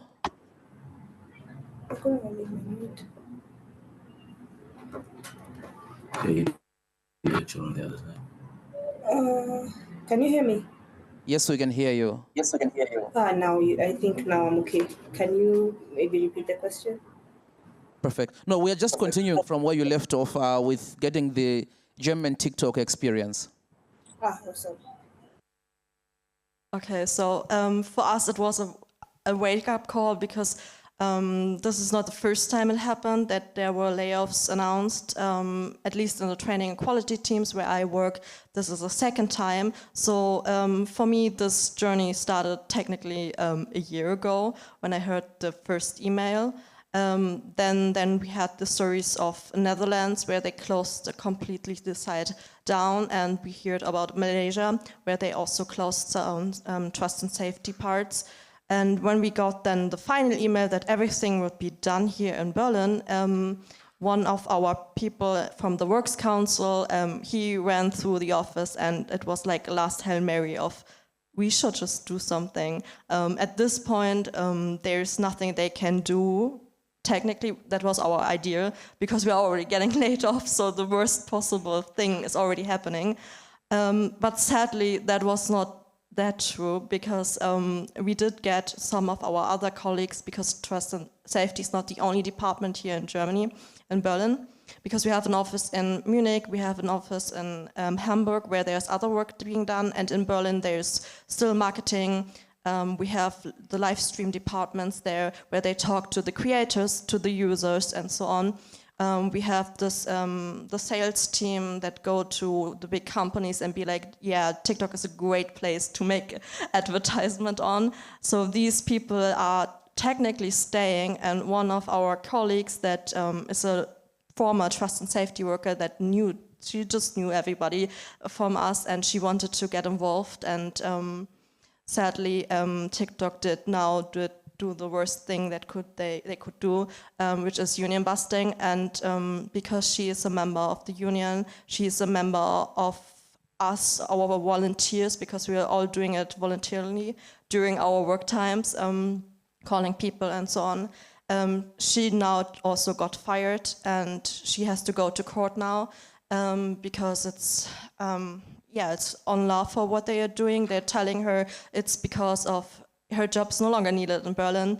They are telling her that there is somebody in London, but as it turns out, it's an intern, because TikTok loves interns now, because they are cheaper. I'm sorry to say it, but I mean, if you go to LinkedIn now, they are having posts about the internship era that they are starting, and they're branding it as, oh, we're helping young people, young students that just come in from universities to get an internship in TikTok. But we all know the internship era at TikTok is happening because they don't want to hire people, actually, and most people are, I mean, even like payroll is outsourced. I'm sorry to say, like everything is outsourced or internship now.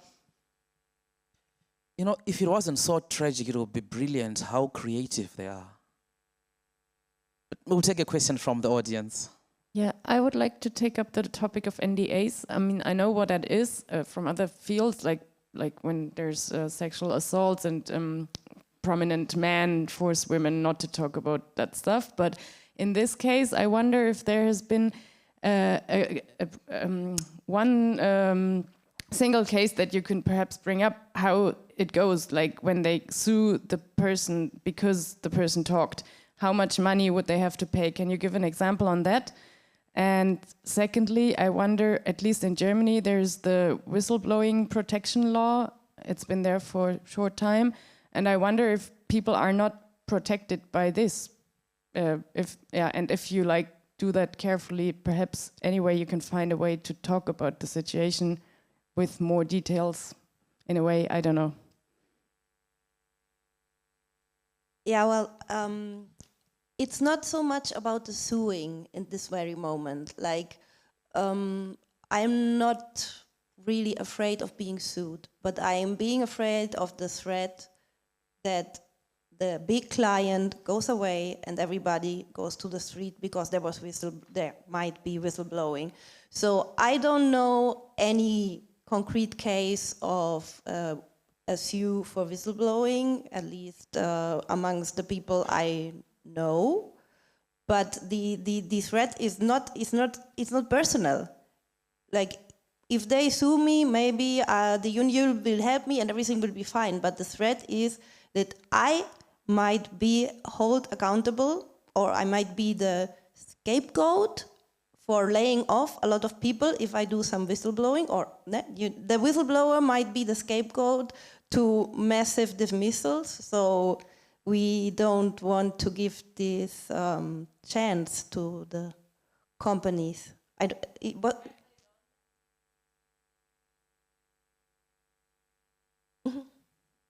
Has this happened? Has there been a case where I mean, you cannot tell about your company because we cannot know which it is, but in the field of data work, has there been a case that you can give as an example where they have closed an entire project? Or I wonder in how far this is just a threat to make us like passive, and in how far they actually do that? Teams have been closed. Okay. Yes, teams have been closed, and of course it's always it's never so. There are always the rumors and everything. No, like it's still a threat. But yes, teams have been closed because maybe somebody posted something on internet. However, but you never get the concrete thing. So it's there, and the threat is there. But no, I don't know any case that some person was really on the last dude. But as I told you, I don't want to, like, nobody wants to be held accountable for massive dismissal, the massive dismissal might be already in the head, but in the end, no, like, people do connections and sometimes they are not the correct ones. I hope this was. Thank you. Another question from the audience. Yeah. Thank you. I have a question for the founder of the mental health solution that was introduced. Could you speak firstly on what were the determining factors for you to be able to get this incredible project funded? If you have any advice on that. And number two, could you perhaps speak to the specific mental health challenges that data workers face that might be different to people who are witnessing these kind of horrific scenes, you know, in another context on video, perhaps due to like the extended hours or the mix of different types of trauma? If you could just speak a little bit to what's particular of the trauma that's induced through this hour-long revision of traumatic videos. Yes, Kauna, please come through. Okay, thank you for your question. I think for the mental health proposal that I wrote, I would not say there was anything magical that I did to get it funded, but I know data workers inquiry was built based on the issues of workers, and there was a clear need that workers really need this mental health support. And I was able to bring out the real life issues, because from the workers that I've interviewed, the 9 workers that I've interviewed, few of them have been diagnosed from a psychiatrist and also from clinical psychologists that they have PTSD, depression, anxiety, among other mental health illnesses. And hence we're able to build it factually that they really needed this help. So to your second question, I would say the kind of trauma that data workers face is different. And I will still go back to the NDAs that was being discussed earlier, because at first you don't even know that this is the kind of work you're going to do. You just show up at the new job that you got, you're given an NDA. In our own case, we're told you go for 20 years in jail. If you ever disclose, you're going to jail. So that also in itself begins to disturb you mentally, because now you're anxious. What am I doing right? Am I not doing the right thing? I can go to jail. Now everything becomes secretive. For me, I would speak from my own personal experience when I would go to the hospital for my panic attacks and all that. I couldn't tell the doctor what I was going through. So they couldn't really help me. I even had a CT scan, an MRI scan, but the doctor figured out that it's a mental health challenge. But can you tell me what you do? I never said what I was doing. So I didn't get the help that I would get at the time that I needed it. So for data workers, it's totally different. And also the long hours that you stay. Oh, unfortunately, because of visas, Kauna can't be here and we've lost her. So maybe picking from there, we'll pick on when Kauna comes back, but maybe let's shift back to your case. I understand. Oh, she's back. I'm so sorry. I don't know what happened. I got kicked out and I'm back. Can you hear me? Yes, we can hear you. And please just pick up from where you left. Okay. So what I was saying I got distracted because it went out, I panicked. Okay, yeah. So for the data workers, the long hours you stay doing this job, different contents. So when it pops up on your screen, each 50 seconds, different contents come up. You're anxious. Am I seeing someone being beheaded? The next tax I'm going to see, next tax I'm seeing maybe a write-up. The next tax is maybe a cat running around, so cute. But the next one would be someone's head being chopped off or someone committing suicide. So that constantly puts you in a state of anxiety. That constantly reminds you, even when you go home, you're having dreams of it, you're having flashbacks of this kind of content that you've seen. And of course, you can't disclose that to anyone. When I mean anyone, it means anyone. Well, you know, for the users of a social media platform, I can decide not to go on social media the whole year. It's no pressure. No one is going to put you through that. But for workers, you're constantly doing it. You're reviewing each content every 50 seconds, different kind of content. And you need to show up at work because you need the money, you need to get paid. So your life literally revolves around this content and you absolutely have no control over it. Yeah. Thank you, Kaona. If you can maybe, picking up from where you left off, talk then a little bit more about what exactly your mental health initiative is offering. Like, what does it include? Okay, so what it includes first is the safety. When I mean safety in all sense, because I am a former face content moderator, I know all these issues that workers do face, and there's a kind of relationship you develop with someone who has done the job before. I know we all can relate to that. Once I see someone who's a content moderator, it's like, oh yeah, this is my person, I can open up, I can share. And I felt that I would be, in a kind of way, a safe space, create that safe space for other workers to share. But of course, I'll have other psychologists also who is going to join me in doing those sessions. Of course, because of also ethical issues for those workers who I know personally, I would not be able to provide that therapy sessions for them. There's also an alternative counselor who would take personal sessions with them or one-on-one sessions if need be. But we're going to create a group session where workers from 5 workers to 15 will sit, discuss, share their issues, and also propose solutions. What have worked for me? For me, I would say, okay, if I'm having insomnia, currently I'm going through insomnia, what has worked for me?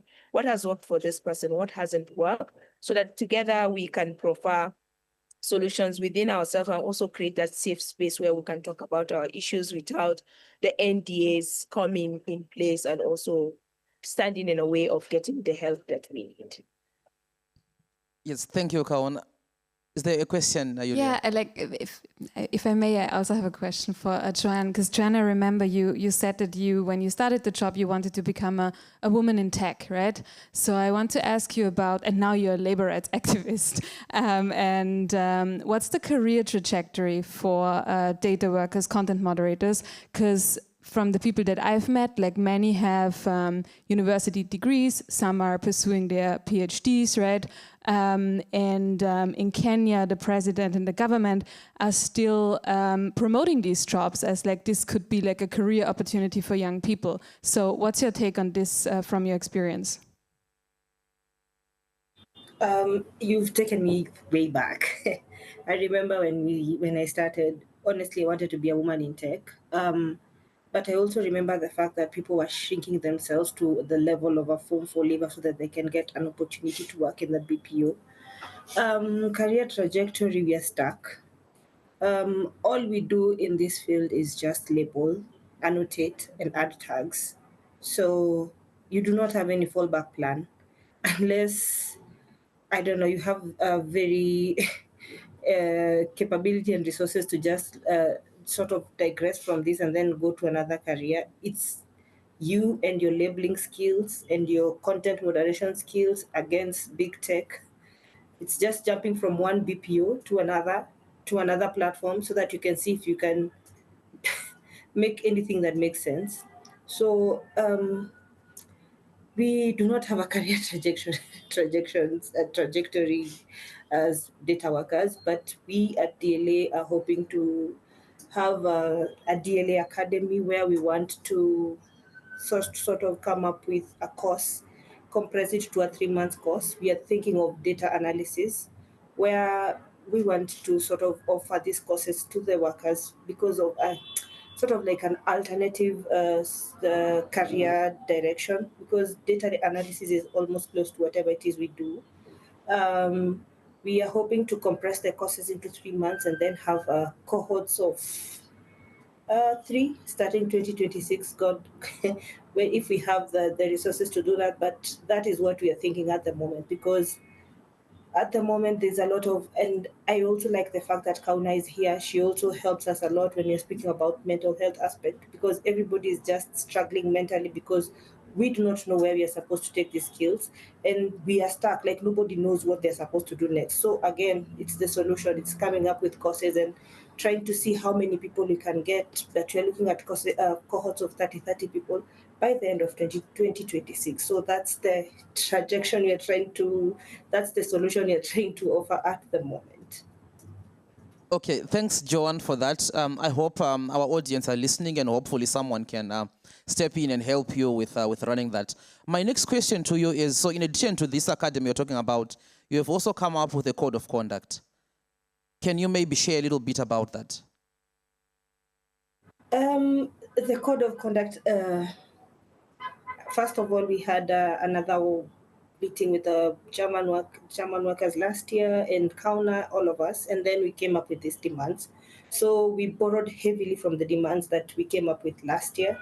So mostly it's about the mental health protection of every worker, especially in the data field, because it's not only the content moderation that is affecting people, it's also the pressure, it's also the timed breaks, it's also like working on very heavy, I'm sorry again for trigger warning, pornographic content for more than 8 hours a day.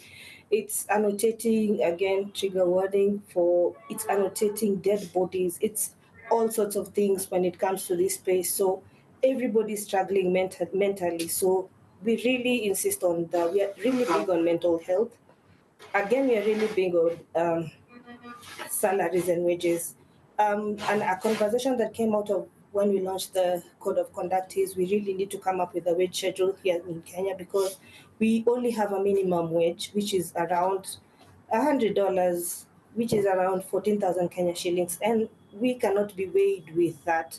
It's not that we are not saying, it's not that we are saying it's too little, but when you compare the end result of like ChatGPT and the self-driving cars, that does not match to the living status of the people who are working, who are developing this technology. So we want to come up with a wage schedule.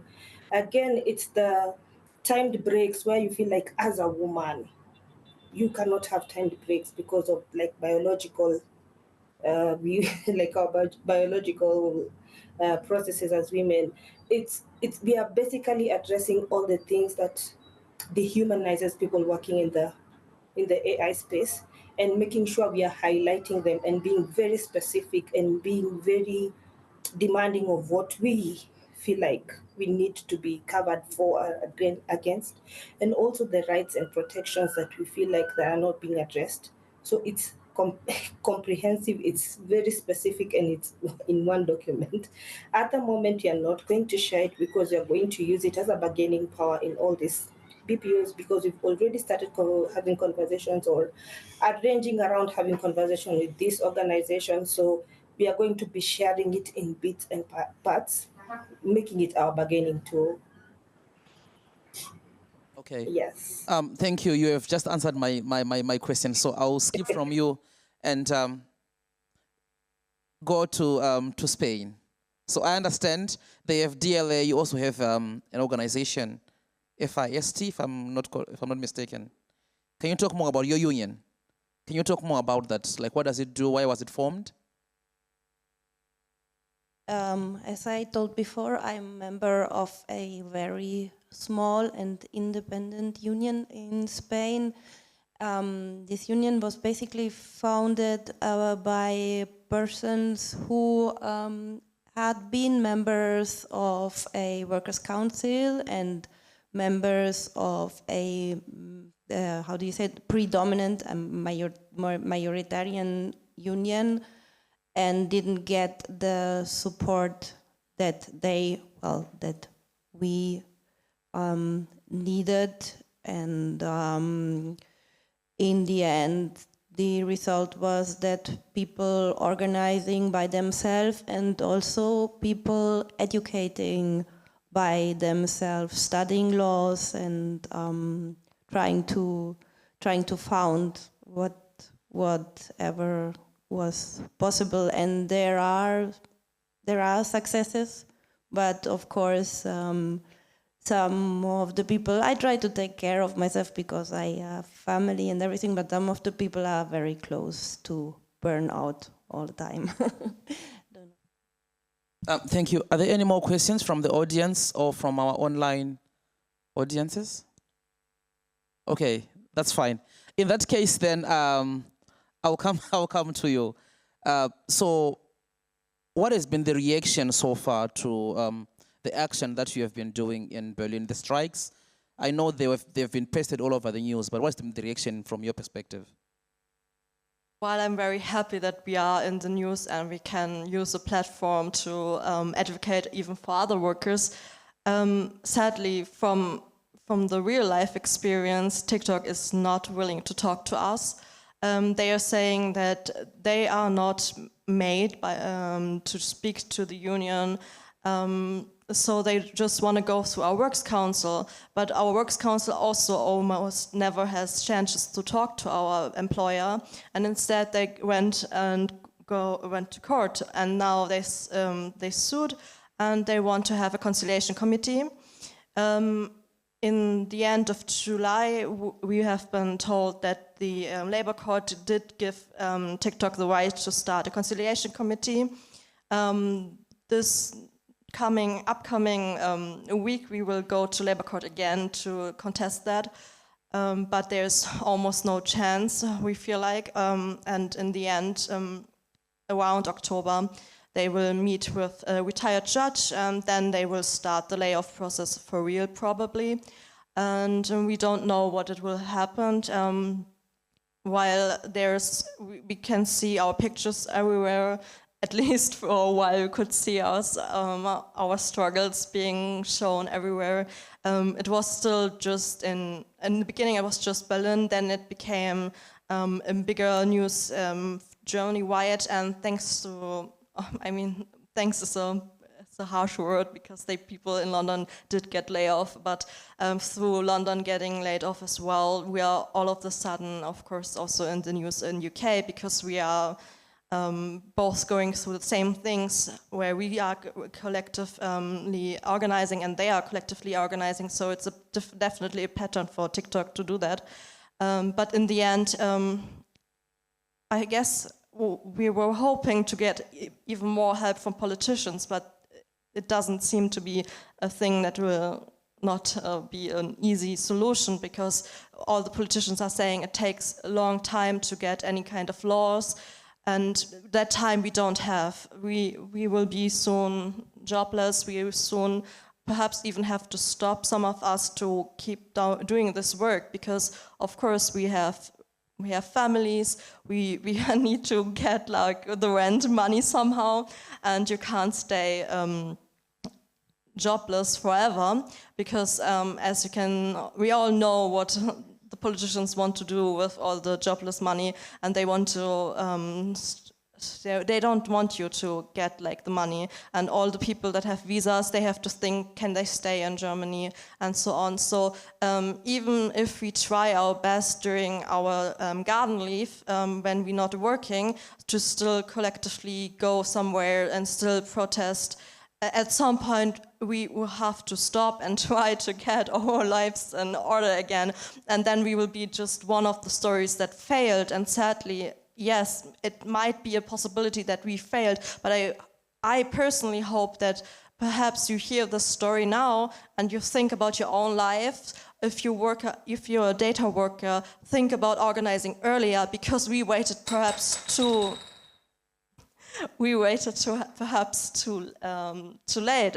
We went very, very fast. We started in March to get phone numbers, and then we started to do workshops internally and to think about a plan how we could perhaps win. But that started in May, and now it's October soon, and that is like 3 or 4 months of work where everybody had to work, and we had to do our normal job as well during that same time. So we were working for TikTok, we were still watching videos, we were still bombarded with the content that we normally get, and on top of that, we had to call each other. And while this is a powerful feeling you get, because finally you do something and you're not just a bystander and you have to wait what the company is doing, and it's a feeling I think a lot of us would also, it's something you should feel for yourself if you ever get sadly in that type of situation. I hope you don't get in this type of situation, but if you should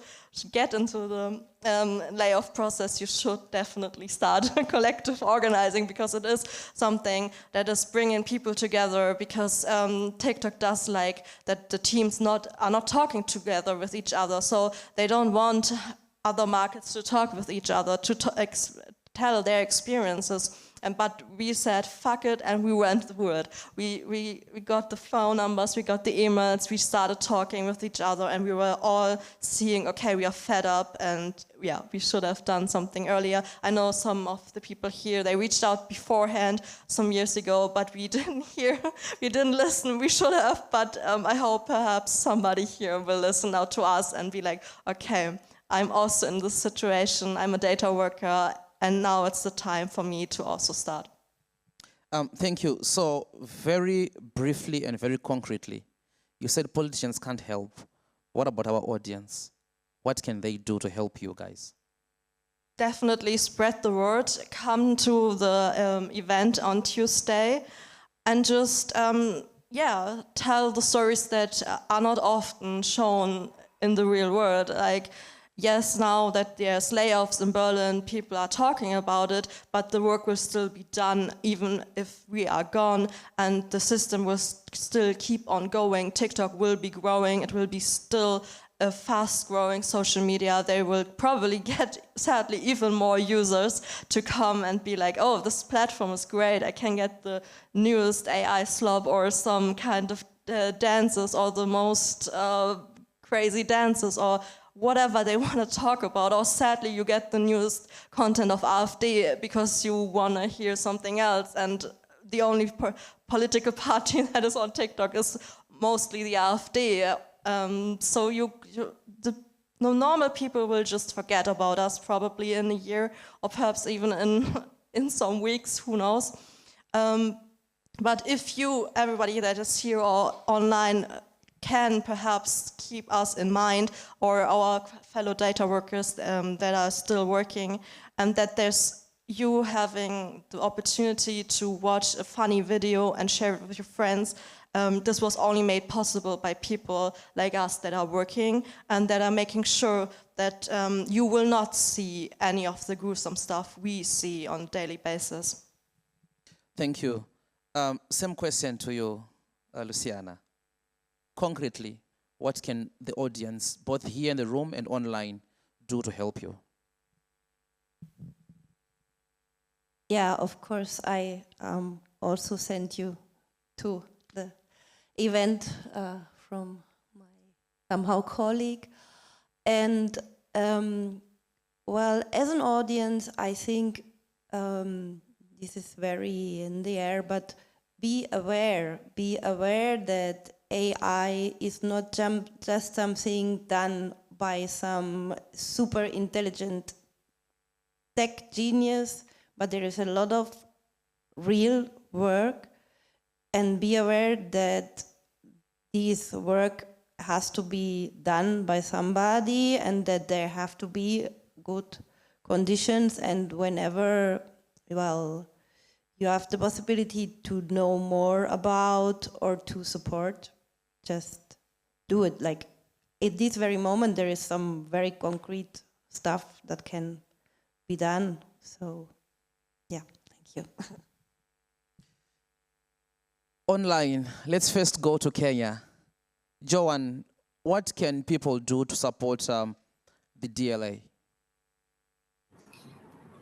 At the moment, we are just workers. We have just organized ourselves with zero resources, and I'm starting to feel like a hollow of weight because I have nothing to offer these people. So I would really appreciate if we get some sort of funding or resources from anybody and any well-wisher who can come and assist us, come to our aid. Secondly, is to echo what my partner, my not partner, sorry, colleague in the room has said. Just recognize that the AI stuff is not doing it on its own. And even if they're threatening that AI is coming to take over, best believe their faces, this AI they're speaking about. It's these faces that are working on this project that they're saying. Don't be swayed by the conversation or the narrative that is being held online by saying AI is doing things. Nobody, it's people who are working on these tasks. So let's also support the workers when we come and speak up. Let's not fight each other. I know as a worker, I know what I'm saying. I do not need to come again online and start arguing with people like AI is doing it and I am doing it. Just let's support each other and let's be all aware that that is just a narrative that is just sold out there for the consumer of these products to continue paying for this product, to continue buying these products, but there are faces behind the technological advancements that you're seeing. That's my kicker for tonight. Thank you. Do you have a website or somewhere where our audience can go and see your work and support you? Yes, we have a website at the moment. We're in the process of upgrading that website to another one, but we have a website. It's called the datalabelers.org, and we also have an email where you can reach us. It's info@datalabelers.org. Thank you. Yes. info@datalabelers.org. .org, yes. Okay, thank you. Kauna, what can people do to support you? Okay, thank you. One is for everyone to be a responsible user of social media platform, because my colleagues have said, I think, what I would have said. And secondly, be as supportive and empathetic to any data labeler you're going to engage with or you're engaging with, because we need all the support. There's a lot of stigma right now when it comes to mental health issues. So please don't be one of those people who are stigmatizing others when it comes to mental health. Let's spread the love, the empathy, the care that each and every worker needs right now. Thank you very much, Kaona. Thank you very much to all of our panelists and our lovely audience who have stuck with us for the whole duration of this. We're very thankful. And also to those online. And at this particular time, I would like to give the mic back to Julia. Thank you for joining us. Here's some more information. Applause, yeah.